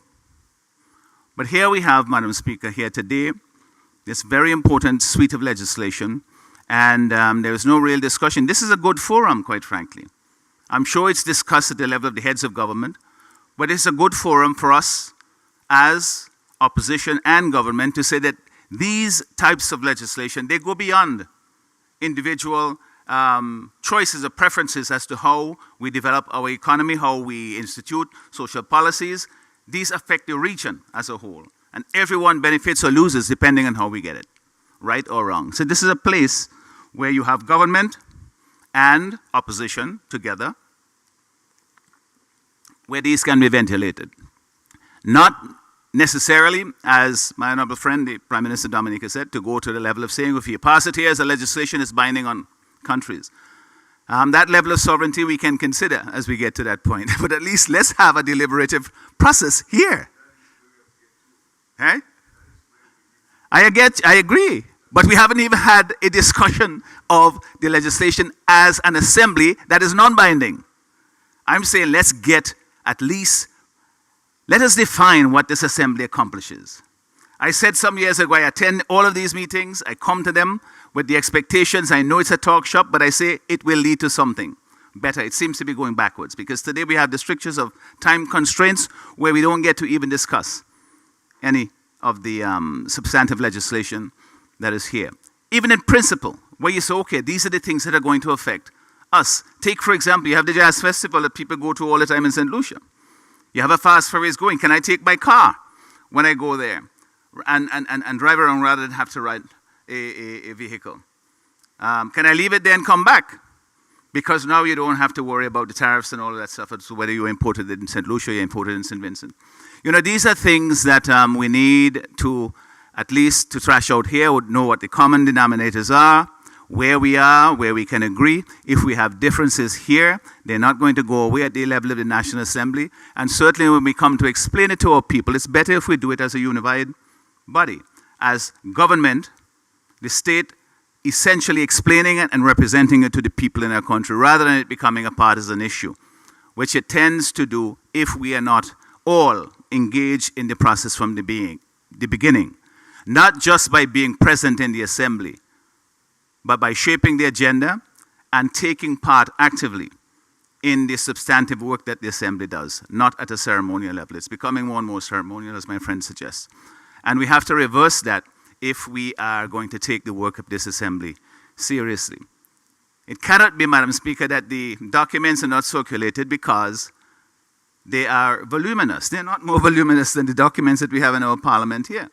And we have electronic means and so forth, and we can print them at, whether it's the government does it or I do it in my office to deliver the opposition. But, you know, we have to take the work seriously. And I'm glad that this debate has been opened up. What I would like to see, Madam Speaker, is that the work we talk about here, yes, in CARICOM, there was a consultative or an assembly that faded away. Here we have it in the treaty itself. It calls for this assembly to meet. If the assembly is a nuisance, then get rid of it. You know, it's either that it's something that is meaningful and it has an important objective to lead us toward the political union that we strive for, and to enhance or speed up the process of the common economic space that we have created, or it just becomes a talk shop. And then the big boys, who are the prime ministers and the leaders of the finance ministers, get together and they decide it, and then they come back to the next assembly again with another suite of stuff that the rest of us just sit down and don't know what they're talking about.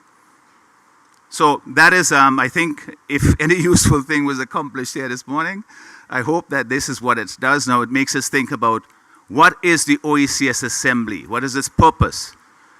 The treaty provides for it. Whether it functions or not depends on the people who actually implement it. The architecture by itself doesn't determine how it functions. What matters is the people who inhabit that structure, and we are those people, and so we should make it meaningful. Thank you.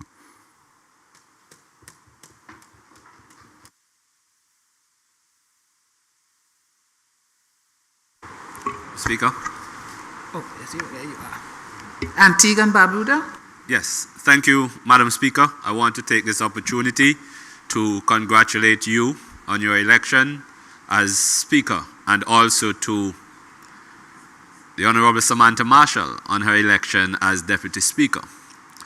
But, Madam Speaker, I believe it's clear that we all see the need to strengthen the regional integration process.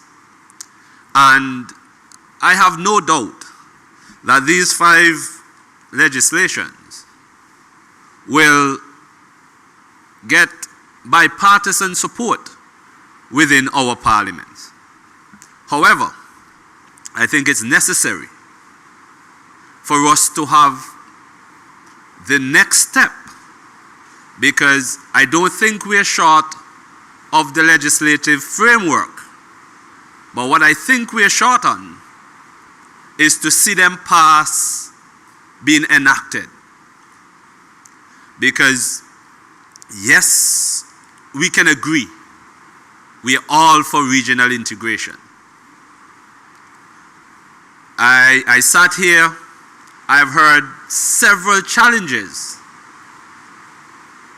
that we are faced with as the OECS.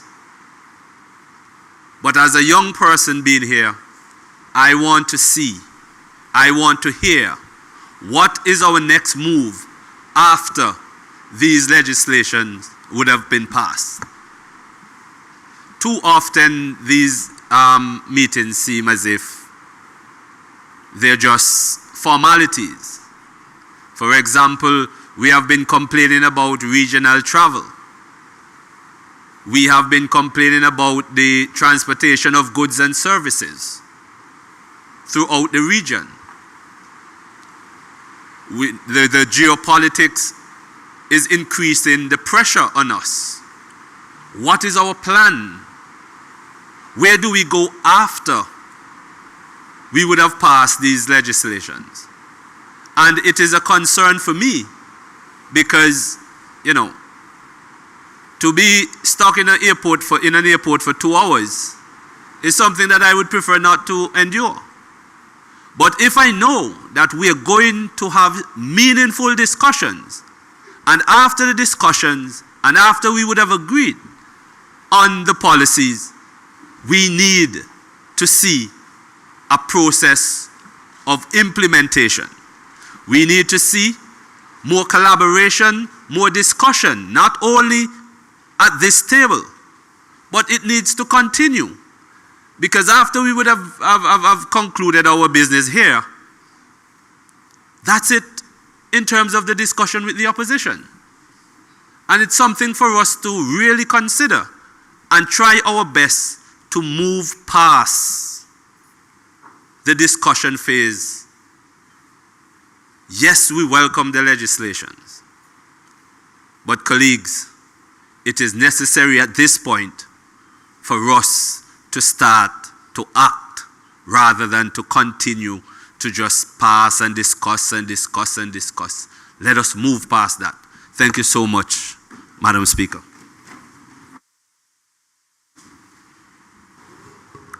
Any further debate? I see a hand.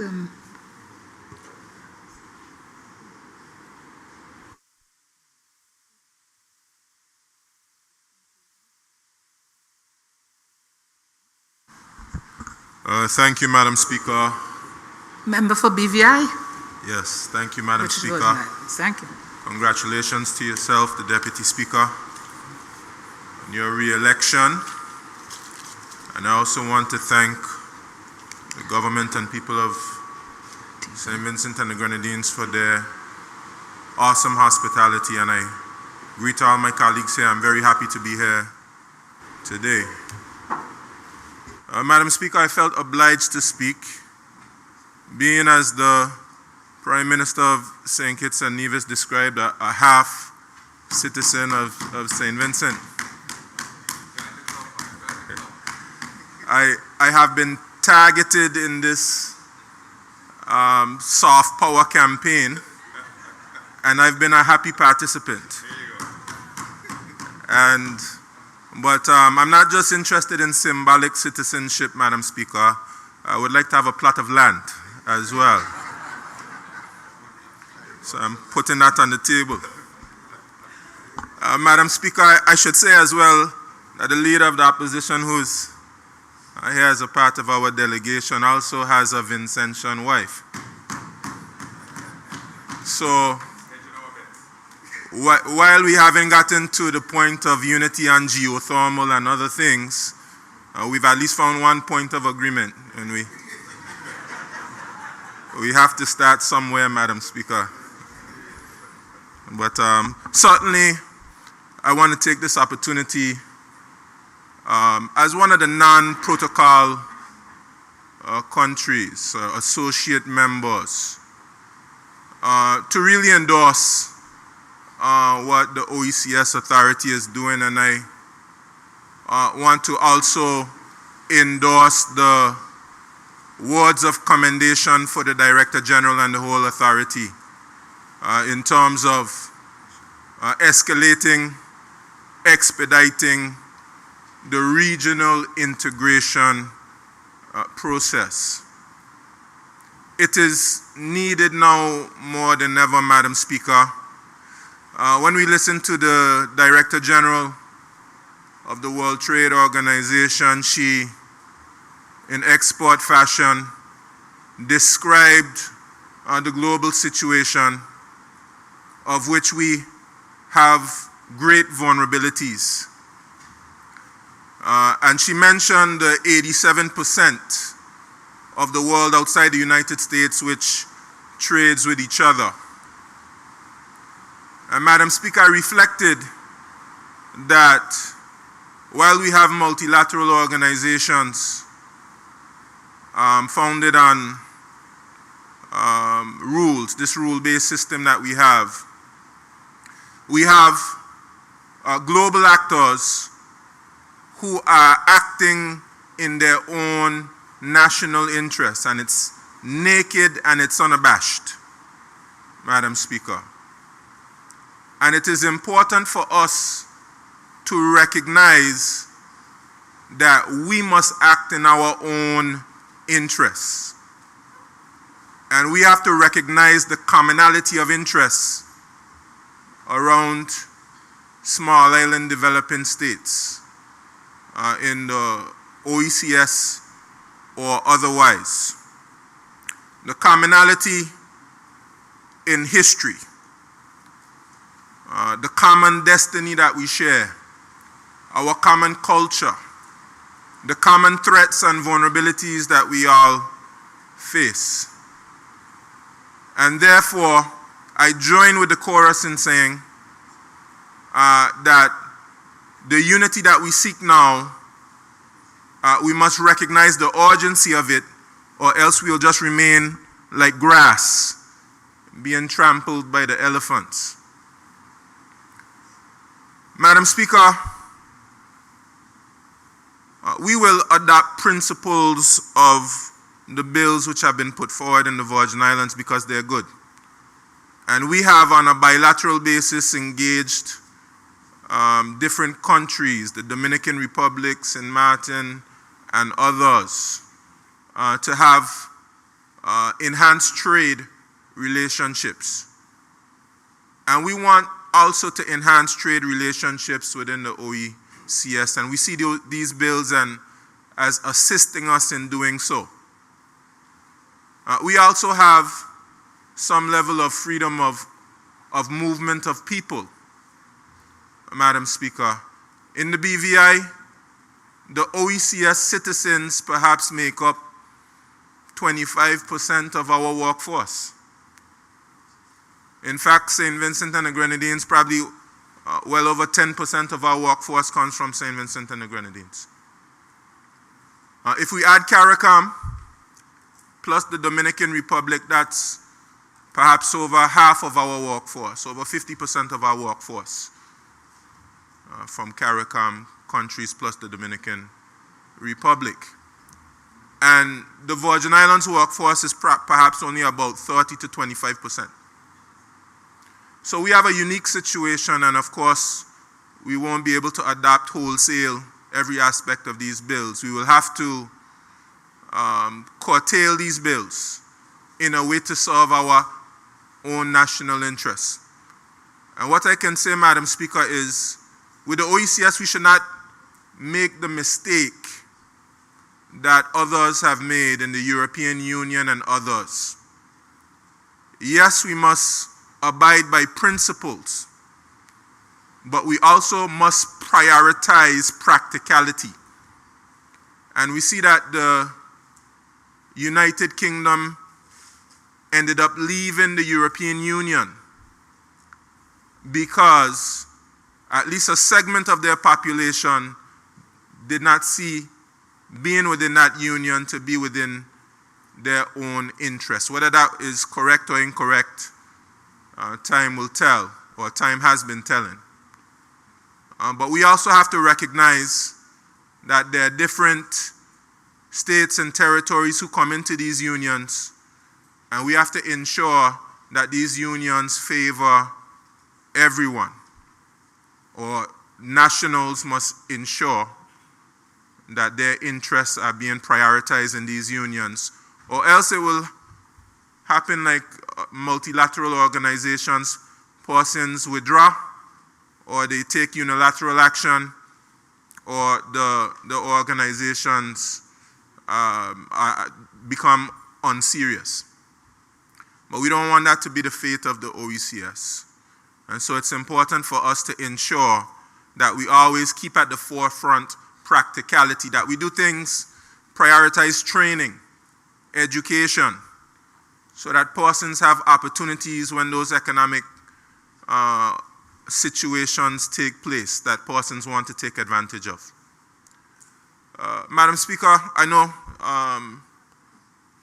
there was some level of time constraint, so I'll keep my contribution short. But just to say, there's a new generation of leaders, Madam Speaker, who perhaps don't have the patience of their elders.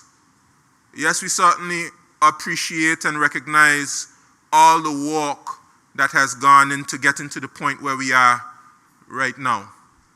But I believe now is a time where we need to see that potential to be fully manifested and realized. And we don't want to carry on for several more years speaking about the same things. And I certainly pledge my participation and pledge my support towards the regional efforts. And again, I want to commend the OECS Authority, commend this Assembly, and all persons who've made it successful. And before I end, because I want to be able to return to my hotel room, nice hotel room at Sandals, I recognize my wife in the gallery. Thank you. Thank you.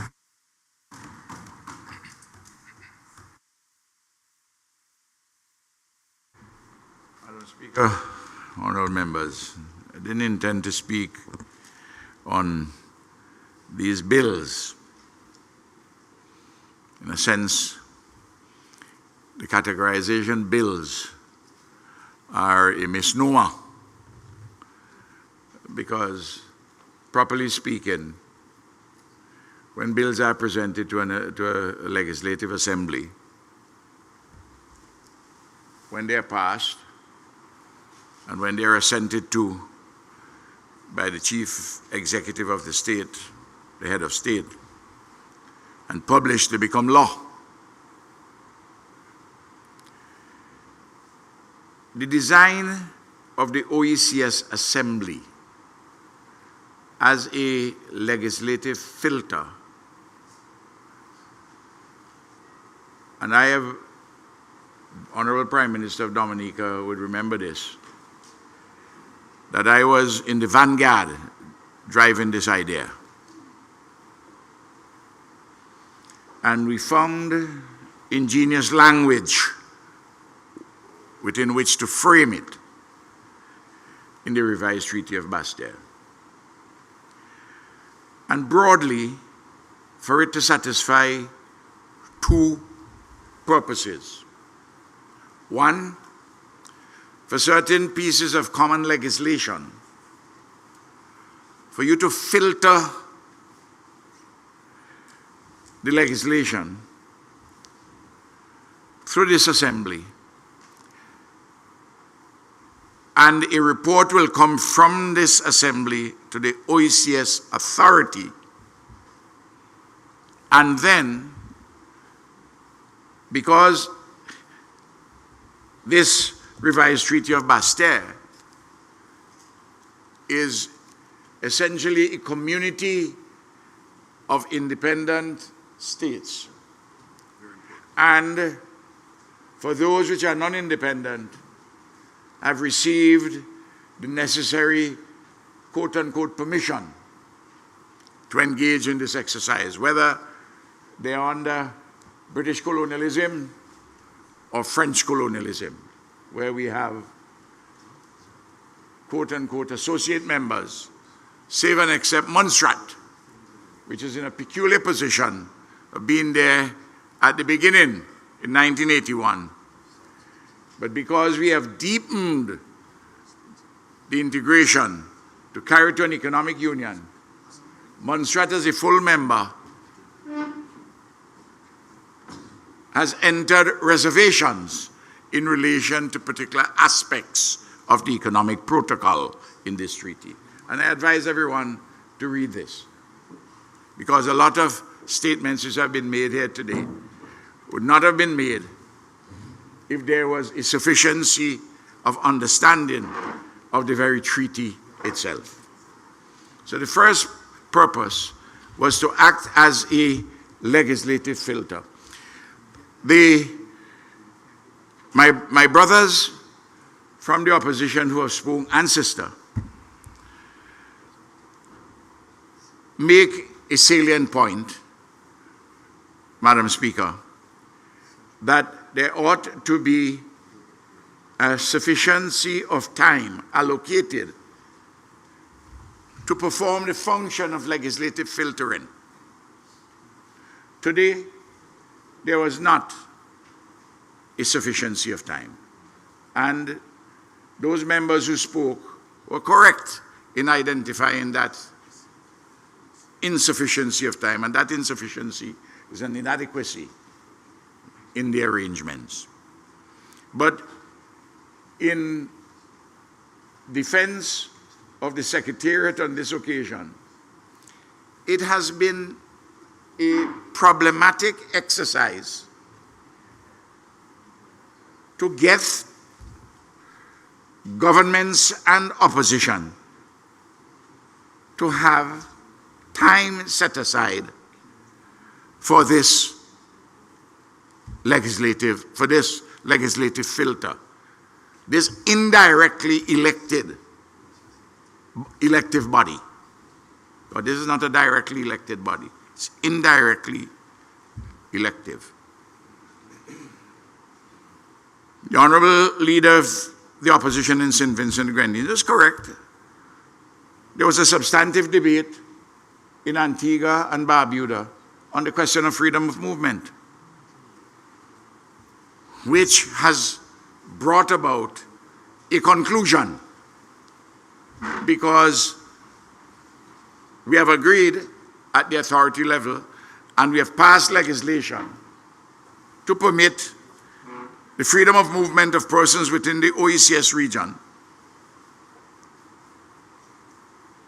Montserrat issued a reservation in that regard, and it's understandable. You have a population of 5,000 persons, Montserrat. You're increasing now. Huh? Oh, it has declined. Many of you have gone back to the mother country. And okay, fine. And that's understandable. And the legislative filter in that circumstances worked because there was a consensus at the Assembly, and that report was taken to the authority, and the authority put in place certain legislative mechanisms resulting in the fact that any OECS citizen can move between each other quite freely without the requirement for a work permit. In fact, you don't need a passport. You just have a picture identification card. And all of that is in the legislation of domestic states. And you have to put it in the domestic legislation because we are a community of independent states, but not yet. And non-independent ones, but not yet. A confederal state, not yet a federation, or indeed a unitary state, which are the three classical categories in constitutional law in dealing with states that come together. You can call them what you will, but those are the broad, quote-unquote, ideal constitutional categories. That's long established before I was born and continue to be the case. And I have been around quite a long time. Now, we had a very good discussion also on climate change, on a motion, not bills. And that discussion fed into wider policy determination. On this occasion, we have had bills.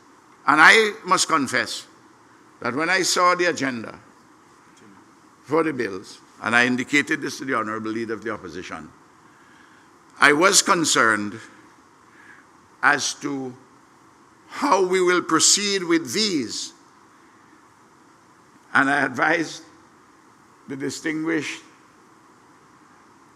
Minister of Finance of St. Vincent and the Grenadines and the current chair of the Economic Council of the OECS, that the most we can do, rather than in the usual legislative format, to speak to issues of principle of these pieces of legislation, they will, of course, a report will go from here, as is mandated by Article 8 of the revised treaty, to the OECS authority. And I'm absolutely sure that in these draft bills there will be amendments,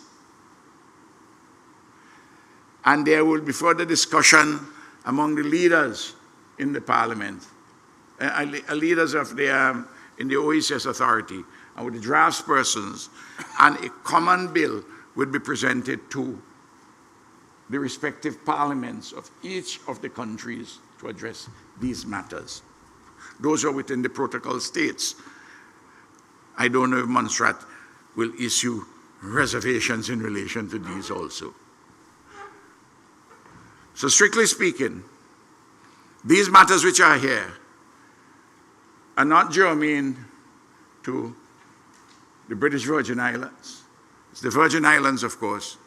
I'm always reminded, but we say British to distinguish them from the US Virgin Islands, but constitutionally, they're the Virgin Islands. Now,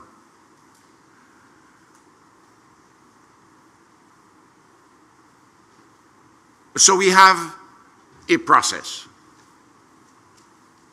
within this framework of the Assembly and within the context of the revised Treaty of Bastere. The second purpose for the legislative filter was, as I indicated earlier today in my brief presentation, when I made a statement called upon by the distinguished speaker,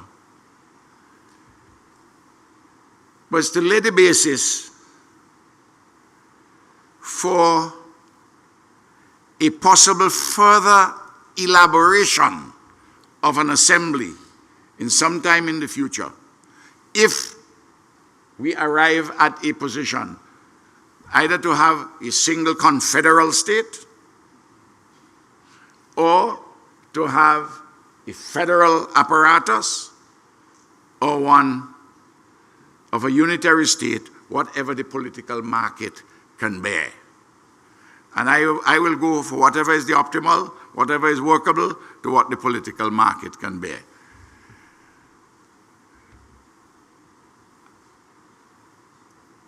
The European Union began, in terms of the European Parliament, for those who study the history carefully, with a body which was not directly elected.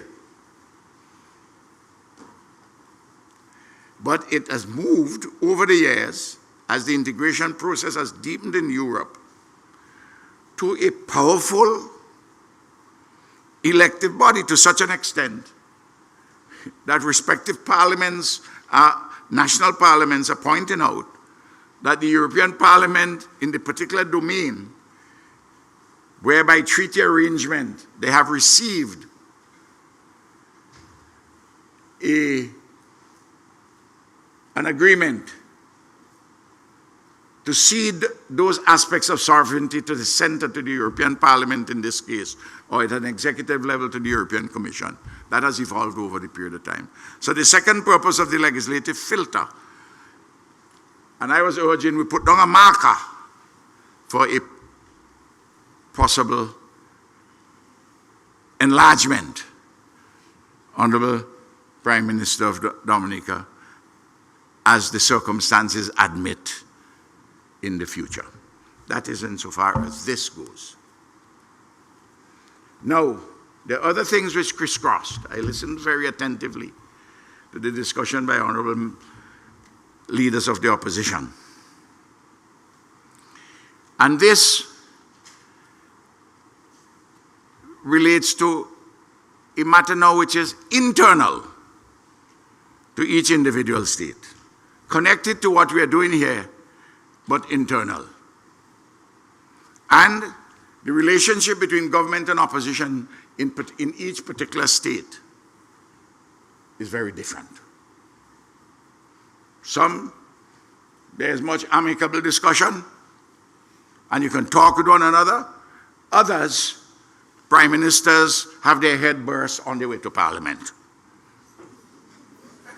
So there are different considerations in all the circumstances. For in some cases, there are pitched battles. In others, a quest for genuine consensus. And sometimes, some will tell you consensus tonight, and it's not only the CARICOM leaders who walk away. Government and opposition would have a conversation today, and it's supposed to take place in private. The next thing you know, it's on Facebook. So let us not, in our processes and in our utterances, to articulate a purity which does not exist. There are some who are so pure, they do not know what impurity is. Because to know purity, you have to understand impurity. Even grammarians who claim to be very pure, and priests who beat their chests and say, I'm so pure, pure, pure, pure. In short, the purity of those who do not know what impurity is. So, I address the questions as they were framed in the treaty. And the other questions are questions for the coming together. Now let us not fool ourselves. Let's take the case of St. Vincent and the Grenadines. Sometime before the end of this year, unless the good Lord advises me to go into the 3-month extra period, which I've never done and I don't intend to do, it is unlikely that there'd be much scope for cooperation between the government, the ruling party, and the opposition party. Because after we fed together at Carnival, we'll be preparing to go to the electorate with sharp arguments. I still hope, of course, that as Vincentians and as people of our Caribbean civilization, we can have a reasonable discourse on matters which touch and concern our collective well-being, that it doesn't have to be a pitched battle. I'm obliged, Madam Speaker. Thank you very much, Prime Minister, for St. Vincent and the Grenadines. I recognize. To curtail the debate, Madam Speaker, Madam Chair, I was simply saying that my understanding is that Madam Speaker wishes to rejoin the chamber. So we could take a brief recess to allow her to rejoin the chamber. Thank you. Can we now take a brief recess? I would say 5 minutes. Members can stretch their feet in the meantime, and then we will resume.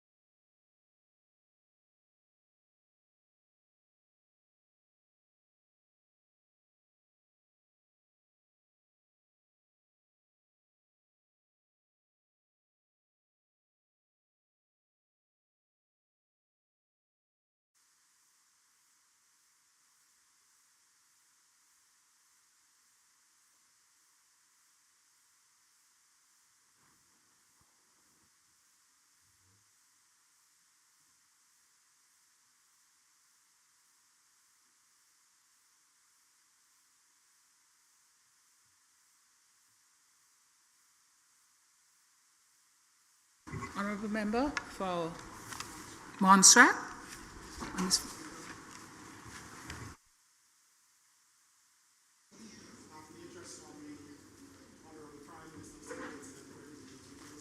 Kind of centralized and focused on Montserrat. I figured I'd at least say something. I just wanted to give my warm regards from our Premier who couldn't be here today. I know that many of you miss his speeches, but he felt that this would be a learning experience for myself as a first-time minister. And he asked me to focus on two specific persons, mainly the Honourable Prime Minister of St. Vincent and the Grenadines and the Honourable Prime Minister of Dominica. Madam Speaker, I want you to forgive my youthful exuberance and possibly my lack of wisdom, but I do share the sentiments of my young colleague from the BVI. Not that I'm calling anybody old at all, but our generation likes to be a little bit more focused around solutions. Now, I want to step away a bit from the legislative solutions that we are presenting here, because sometimes I think that we can provide simpler solutions to some of the issues that we have. One of the things I've noted as a new minister is that, for instance, when we provide data, especially data around trade, and I'm the Minister of Agriculture in Montserrat, so you know that my focus generally is about food production and import substitution. But when we provide that data, we seem to be focused more on our extra-regional trade more than our intra-regional trade. Like, for instance, I could tell you that our trade has subsided by 64% with the US, but I can't tell you how much it has subsided throughout the region, trading with each other. And I think just simple changes like these, like focusing on what we're actually doing with each other, would help guide a lot of these decisions that we're making here today. The other thing too, Madam Speaker, that I'd like to bring up is, I cannot tell you from Montserrat what each of the islands are actually producing, and I think that's a problem. With respect to Dominica, I cannot, for instance, tell you what Grenada produces. Well, I went there the other day and that was the only way I knew. So one of the things that I brought up in our last Council of Ministers for Agriculture meeting is provide just finding simple solutions, like for instance a website that can list not only the producers but the retailers in every country throughout the OECS, so that each island state can then use that, and the ministers I think should be responsible for this, ministers and heads, to promote regional trade and promote buying from each other. One of the things that we'll realize that actually suffers in the region is shipping. For instance, you would note that shipping from the US is a lot cheaper than interregional shipping. And that's because we have not promoted trade throughout our region. So therefore, we don't benefit from the increased shipping routes that happen. So, Madam Speaker, as I did say, I'll keep my address to 2 minutes, and I mean actual 2 minutes. So I'd like to end on that point because I think many of us may be hungry at this point. And the Honourable Prime Minister of SVG just so happens to have a lunch that we're actually waiting for. So I'll end on that point. Honourable Member for St. Vincent. Are we sure there are others? Yes. One more contribution, please.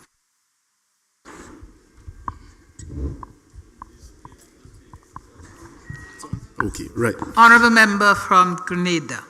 Thank you, Madam Speaker. And Madam Speaker, allow me to join with each of the speakers who went before me in congratulating you on your re-election. Madam Speaker, I would like to be brief and just to say that in particular, as it relates to the discussions here today, Grenada has already at the level of cabinet passed and agreed upon all of these unified legislations. And so we believe that action will be able to save all of the talk. But I want to join with the sentiments expressed earlier on to say that as a young parliamentarian, I'm only 33 years old in Grenada. And I believe that in looking upon these arrangements that we've predominantly had, and in looking upon the constant, I would say, debates we don't need to debate with ourselves. What we need to do is to work with each other to be able to implement things.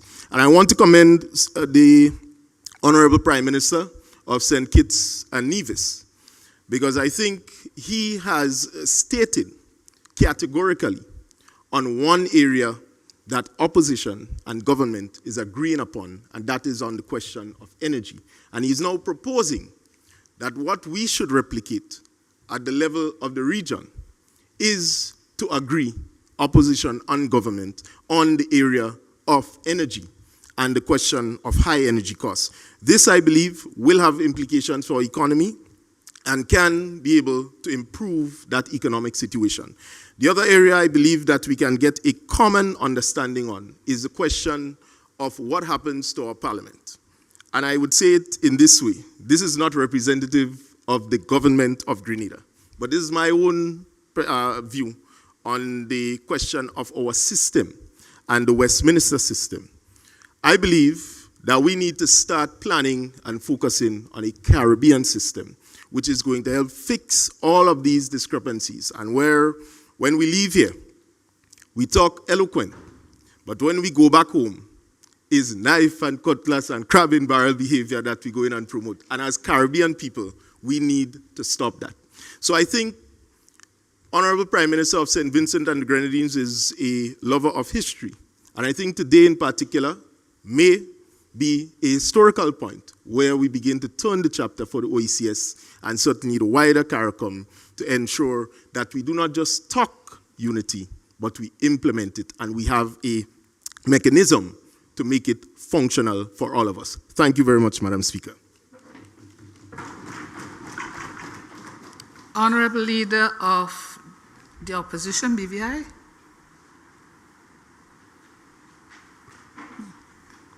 Okay. Run afoul of anybody again. Thank you, Madam Speaker. I'm grateful that I sat down because I've gotten up earlier to wrap this, and we would have missed out on a very rich debate that went much beyond the text of the particular bills, but I think was useful. Madam Speaker, before I wrap this bill, in as much as some of the younger members of the Assembly have raised the issue of lunch, I can only imagine that the older ones are constrained by some ancient protocols or fortified by the poundage that comes with age. But I wonder, Madam Speaker, if it is the intention of the Assembly to go ahead and do the contingent rights bill in this sitting, or whether or not the pressures of the luncheon interval dictate, because you know how far it is that to get back to lunch. You're 45 minutes away from lunch, so even if we ended now. So I just wanted to put that before I wrap this debate on this particular bill. Madam Speaker, I've asked with the permission of my honourable friend,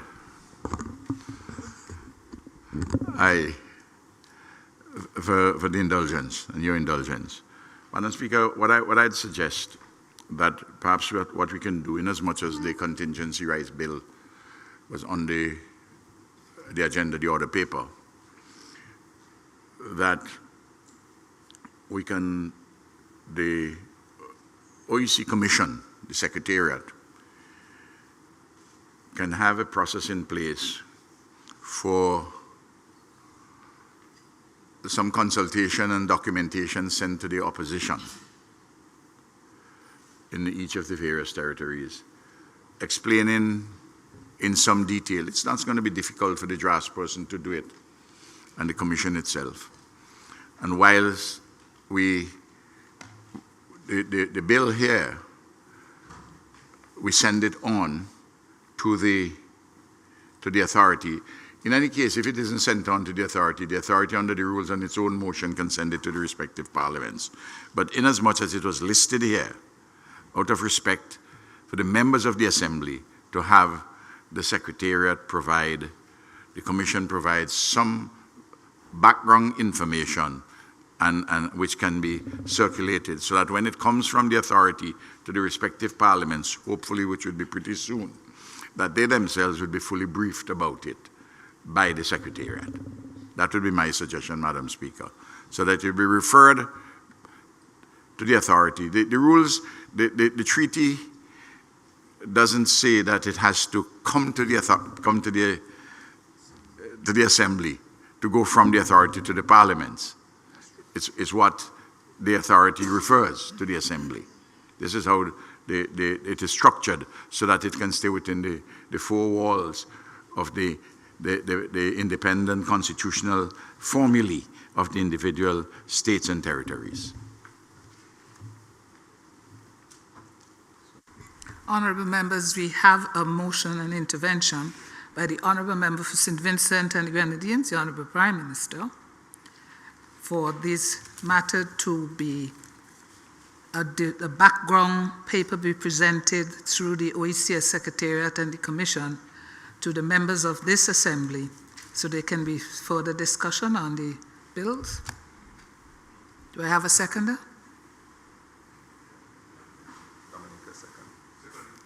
Seconded. The question is put, and all in favor say aye. Those of a contrary opinion say no. The ayes have it. The ayes have it.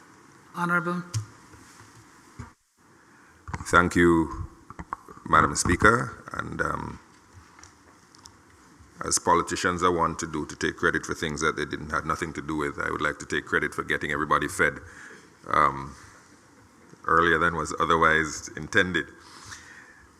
Madam Speaker, I'm grateful to everybody for their contribution to the debate on this matter. I'd like to, inasmuch as we were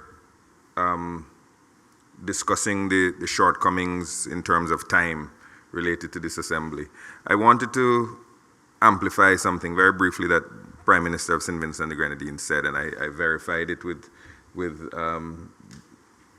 Didicus Jules and his team. This is the first time in the Assembly's history that we are debating and deliberating on bills. And that is a significant step forward. In the past, we have done motions, and motions are easy. You know, climate change is bad, crime is bad, and we can have these debates and discussions in that regard. But in advancing bills here, it is another step in the maturity of this Assembly. The Assembly has only met 7 times, so it's still a fairly young body. And of course, mistakes will be made, and constraints were too constraining in this instance, but I think the Secretariat has heard the comments that were made, and I think that we must nonetheless recognize the advance that was inherent in putting bills on the table for us to discuss something of some legislative heft, even still as a filter. I think this was an important step in the maturity of our body. The Honourable Minister from Antigua and Barbuda spoke very early about getting things right, getting things done, getting our house in order. And these bills are exactly that. These are bills to get our house in order, to live up to the commitments that we made politically in the revised Treaty of Bastere. There's nothing here that does anything other than advance what we pledged to do in the treaty 15 years ago, in 2010. In that protocol, the economic protocol to the revised Treaty of Bastere, we prescribe a customs union, and we prescribe the very things that are contained in the Customs Control and Management Bill.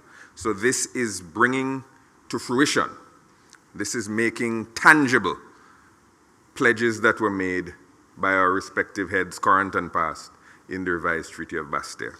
And all of the other ancillary pieces of legislation also put flesh on the commitments that we made then. So I'm very happy that we had the opportunity to debate and discuss it. I'm also very happy, Madam Speaker, that the Honourable Prime Minister of Dominica placed again on the table the issue of advancing beyond the commitments that were made in 1981 and the commitments that were made in 2010, and that at least some members of the Parliament have expressed a desire to walk with him on that journey to a greater and closer and more integrated union. Our treaty, the Treaty of Bastere, is 44 years old. The Treaty of Chagaramas is 51 years old, 52 years old. The Treaty of Maastricht, which establishes the European Union, is younger than all of those. It was signed in 1993. So we brag and say we have one of the oldest integration movements, but we are not the most integrated among the integration movements. And as the Honorable Prime Minister of St. Vincent and the Grenadines says, the political market bears different things at different times. And I was heartened to hear that there seems to be a growing sentiment that the political market may be able to bear a closer and tighter and deeper integration at this point than it may have been 15 years ago or 44 years ago. And that is a heartening development from this particular assembly, and I hope that we can live the words that we have spoken here today. Accordingly, Madam Speaker, honorable members, I beg to move that the 5 bills tabled before this honorable assembly, the Customs Control and Management Bill, the Food Safety Bill, the Plant Health Bill, the Animal Health Bill, and the Standards Bill, having been considered at this assembly, be reported and forwarded to the authority for further consideration, inclusive of amendments, and further passage on to our respective national assemblies. I'm obliged. Seconder for your motion, sir. Thank you. That this suite of 5 bills be further sent on to the OECS Secretariat for consideration and reporting on following the debate in this assembly. All in favor? Aye. Those against? The ayes have it, the ayes have it. Madam Clerk? Adjournment. Members, I beg to move that this Honorable House of Assembly do stand adjourned, sine die. Seconder? Is that this Honorable House do stand adjourned, sine die. All in favor? Aye. Those of a contrary opinion, say no. The ayes have it, the ayes have it. This Honorable House now stands adjourned, sine die.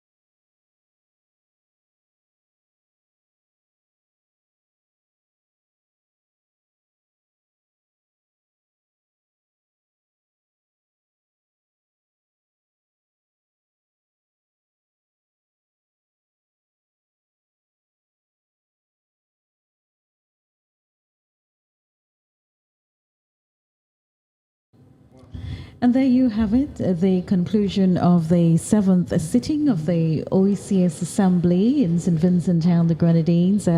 6 sittings held since the OECS Assembly started and all of them were held at the headquarters in Antigua. This is the first time that the sitting is taking place outside of Antigua, St. Vincent and the Grenadines, by virtue of the fact that the 77th sitting of the House of Assembly will take place, and St. Vincent and the Grenadines' Prime Minister, the Honorable Dr. Ralph Gonsalves, will assume the chairmanship of the authority from tomorrow.